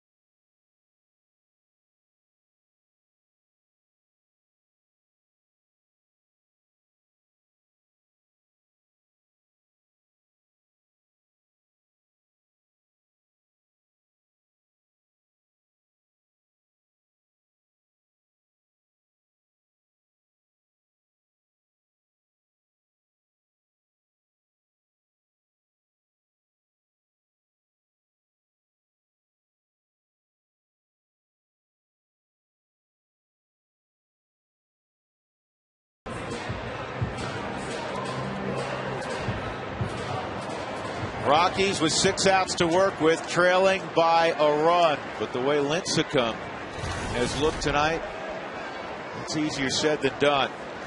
I think the top half of the order, if you could get it flipped around on him, you'd have a shot. But I like the chances of the left-hand backside of this thing with Stewart and Smith, even though a couple of guys struggling, a couple of guys coming off of injuries, obviously. Smith had to double to get things going back in the 6th. He's in the on-deck circle. He's had a good fastball tonight, George, but he's kept the Rockies off balance by going off speed at times with the first delivery. Off speed and then rising the fastball up in the zone and then coming back with the hard breaking ball. 10 ground ball outs going into this inning. 9 strikeouts and just 2 fly ball outs. 1 ball, 1 strike on Stewart.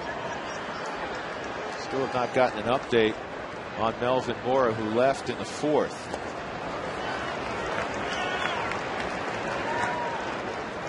Seven innings of 1-run baseball. Both hits that Lincecum allowed in the 6th inning. So 6 of his 7 innings, 1, 2, 3 innings. And now it's a 3-1 count. That's been odd tonight. You haven't seen many of those. Second one.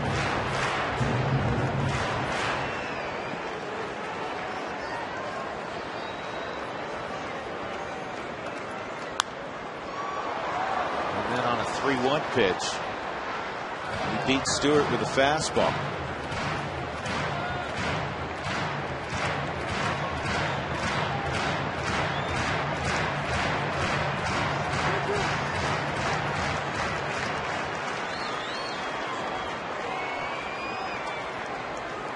Here's the 3-2. Good at bat, fighting off some pretty nasty pitches from Lincecum, trying to get things extended a little bit.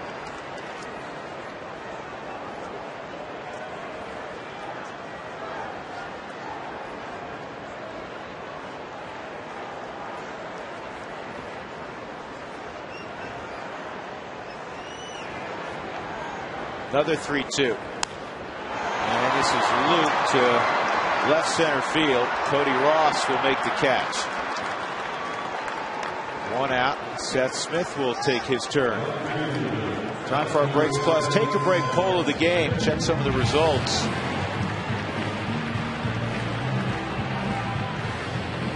Well, we're having some difficulties in the truck getting that up for you. We'll take a look at it in a few moments.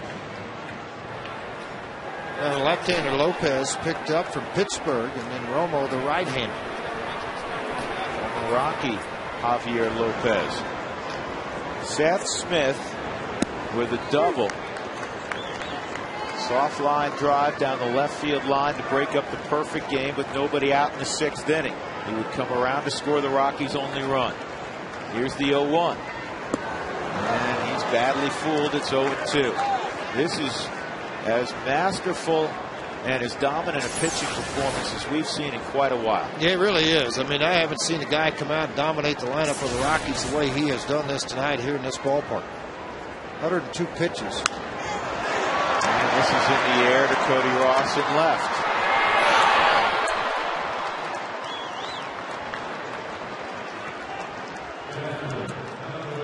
Should other parks use a humidor? That's our question tonight by Breaks Plus. And well, I don't know what the other folks are voting on, because that doesn't add up to 100% there. Frazier adds up to 80%. Well, like 20% decided not to vote tonight. Or they're undecided. How's that? All right. 2 outs. Miguel Olivo, a couple of punch outs tonight. They're just trying to get things going. So, you know what? Well, just leave it the way it is. Johnny Herrera has come out on deck if Miguel can reach. 5 total hits in the game.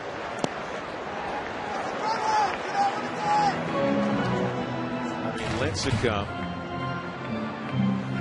has pounded the strike zone. He's pitched backwards at times, and then sometimes he's said, here you go, here's the heater, try to hit it. He's located it well. Challenge you. Just went right at you. There's a heater, and again, when it shows up, it's typically been 93, 94. I tell you one thing he's really doing for me, and that is really when he gets his arm into the go position, I call it that, as it's coming out of the glove and it's starting to come to the top. And I say to young pitchers, put the gas on from here on. He's really putting the gas on and keeping his head from snapping, from falling off. He's staying directly on line with the home plate area. It is just flat nasty. Sharply hit, but right at the third baseman Fontenot. And the 7th 1-2-3 inning of the game for Tim Lincecum. We'll go to the 9th. It's 2-1 San Francisco.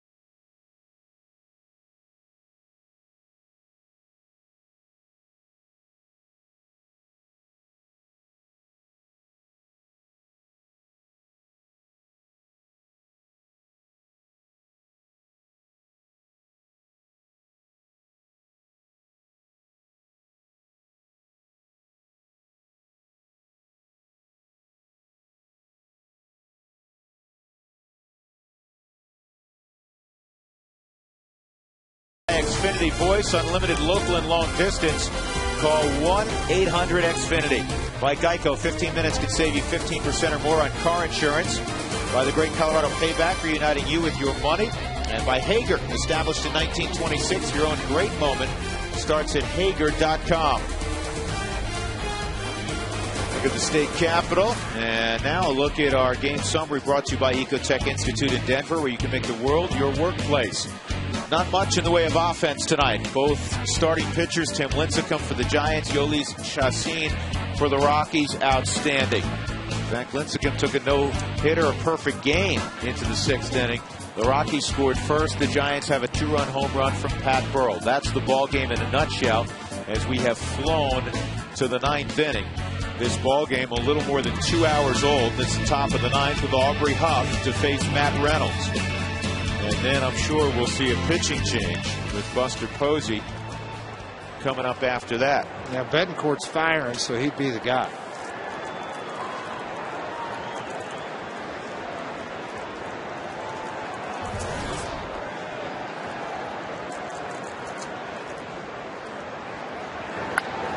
Huff lifts this down the left field line, and Cargo near the wall. Slams on the brakes. He was out of play. Brian Wilson, always he's got a closer's attitude and a closer's look to him, doesn't he? You bet. He does have that attitude. Got the mohawk, got the beard working, got everything going.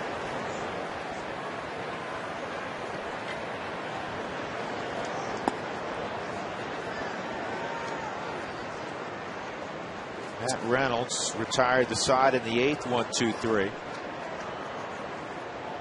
1-1 on Aubrey Huff. Sharply hit. Eric Young comes up with it, and he'll throw to first. Nice play by Ewok. 2 outs. Excuse me, 1 out. That'll bring up Buster Posey, and here comes Jim Tracy. Well, Reynolds did his job. I mean, it did it in minimal pitches. He threw 11, 8 of those for strikes, and retired 3 batters.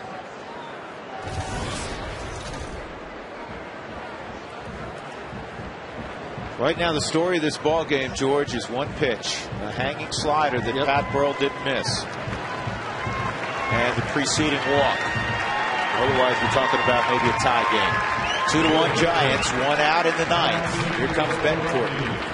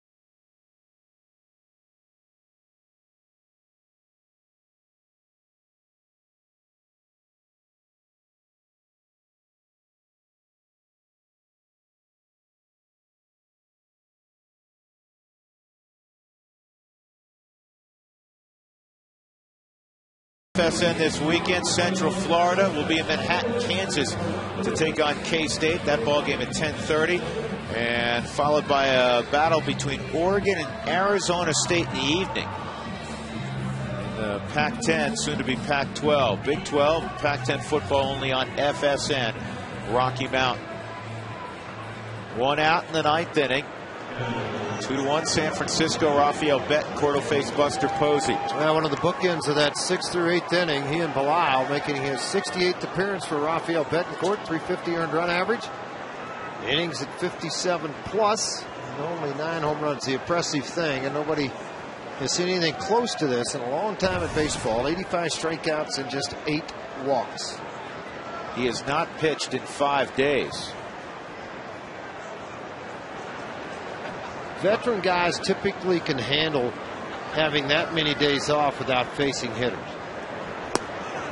And surprisingly, Mr. Fastball starts out Posey with a slider, just in case the kid was sitting on that first pitch heater, which with Rafael Betancourt you get the vast majority of the time. He usually pours it over the outside corner. Levo will look up and move late to that outside portion of the plate. And the heater's fouled off. It's 0-2.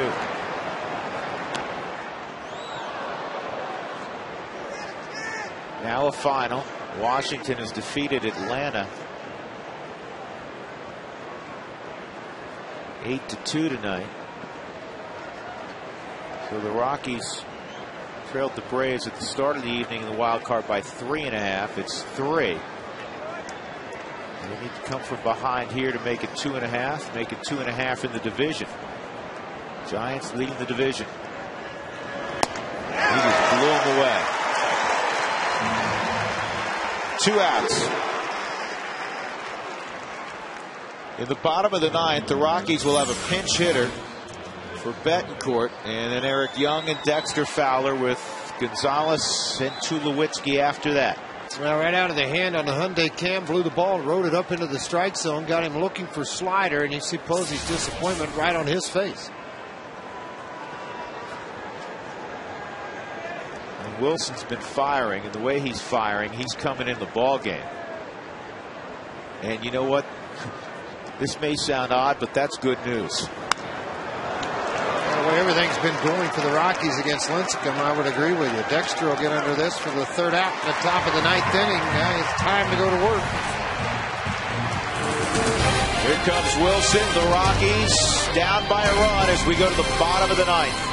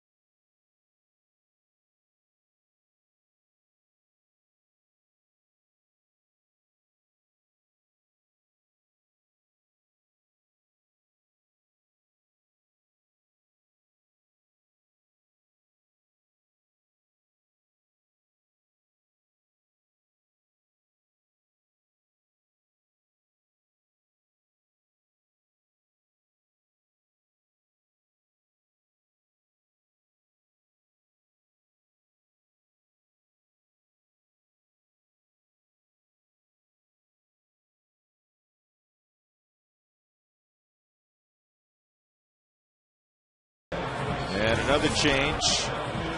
Travis Ishikawa at first base. Travis Ishikawa enjoying a birthday today. He's 27. Brian Wilson's on the hill. Brian Wilson has allowed lefties to hit 218, righties 223. He's given up only 3 home runs all year. He's 44 of 48 in save opportunities. The 44 saves, #1 in the National League, one ahead of Heath Bell. Man, he's the guy. I mean, he's somebody that's going to come in, blow heat up to 100 miles an hour with a hard slider. But as a hitter and as a pitcher, this is what you live for. The base is empty. You got a 1-run ball game, a packed house at Coors Field. This is what you're wanting to experience. Playoff atmosphere. Johnny Herrera's the pinch hitter. He takes strike 1. 44 saves, as you saw with Soriano from Tampa on there. It leads all of baseball, not just the National League. And this is on the ground to Ishikawa, 1 out.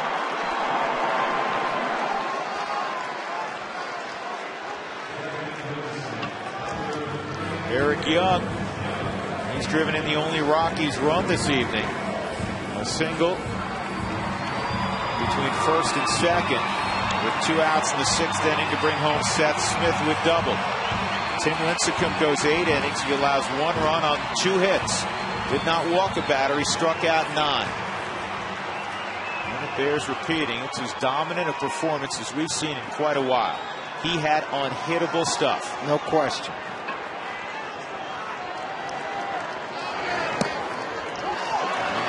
Lewis takes a strike. Giambi to hit for Fowler.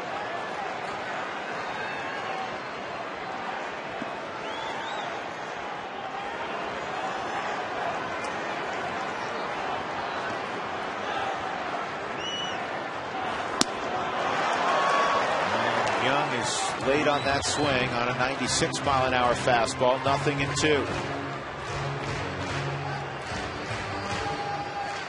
Cincinnati an early 1-0 lead in San Diego against the Padres. They're in the 2nd inning.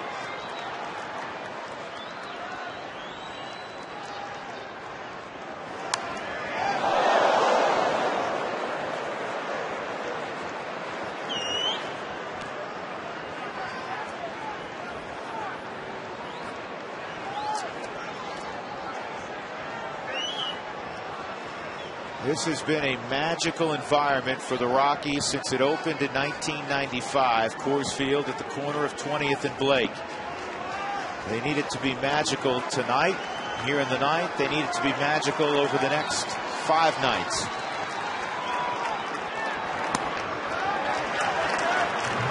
Zips over at 99, but high and away, 1-2.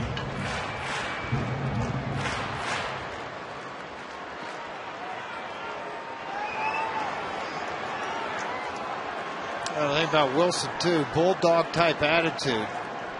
Days wind tired, probably shouldn't be in ball games, so it comes right back and pitches. 98-mile-an-hour heater to late tail and strikeout of Ewok. 2 gone. The crowd reacting as they see Giambi striding to the plate.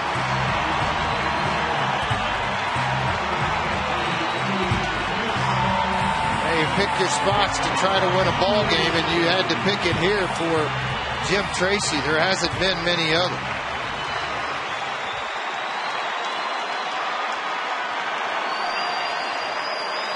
Giambi with 2 at-bats against Wilson. He has a hit. And this is on the ground, is short, no shift on, and that's the ball game. The Giants win it 2-1. Tim Lincecum, 8 outstanding innings. Brian Wilson, his 45th save. And the Rockies fall 4.5 games off the pace in the National League West. And they have lost 5 straight, their longest losing streak since right after the All-Star break. It has been ill-timed. They got a great start tonight from Yoeli Chacin. But I don't know what team would have got much done against Tim Lincecum tonight. The Jimmy John's delivery of the game. Maybe the one mistake made by Chacin, a hanging slider, and Pat Burrell with more than 280 career home runs. Hit it 20 rows deep with a man aboard. That's the difference.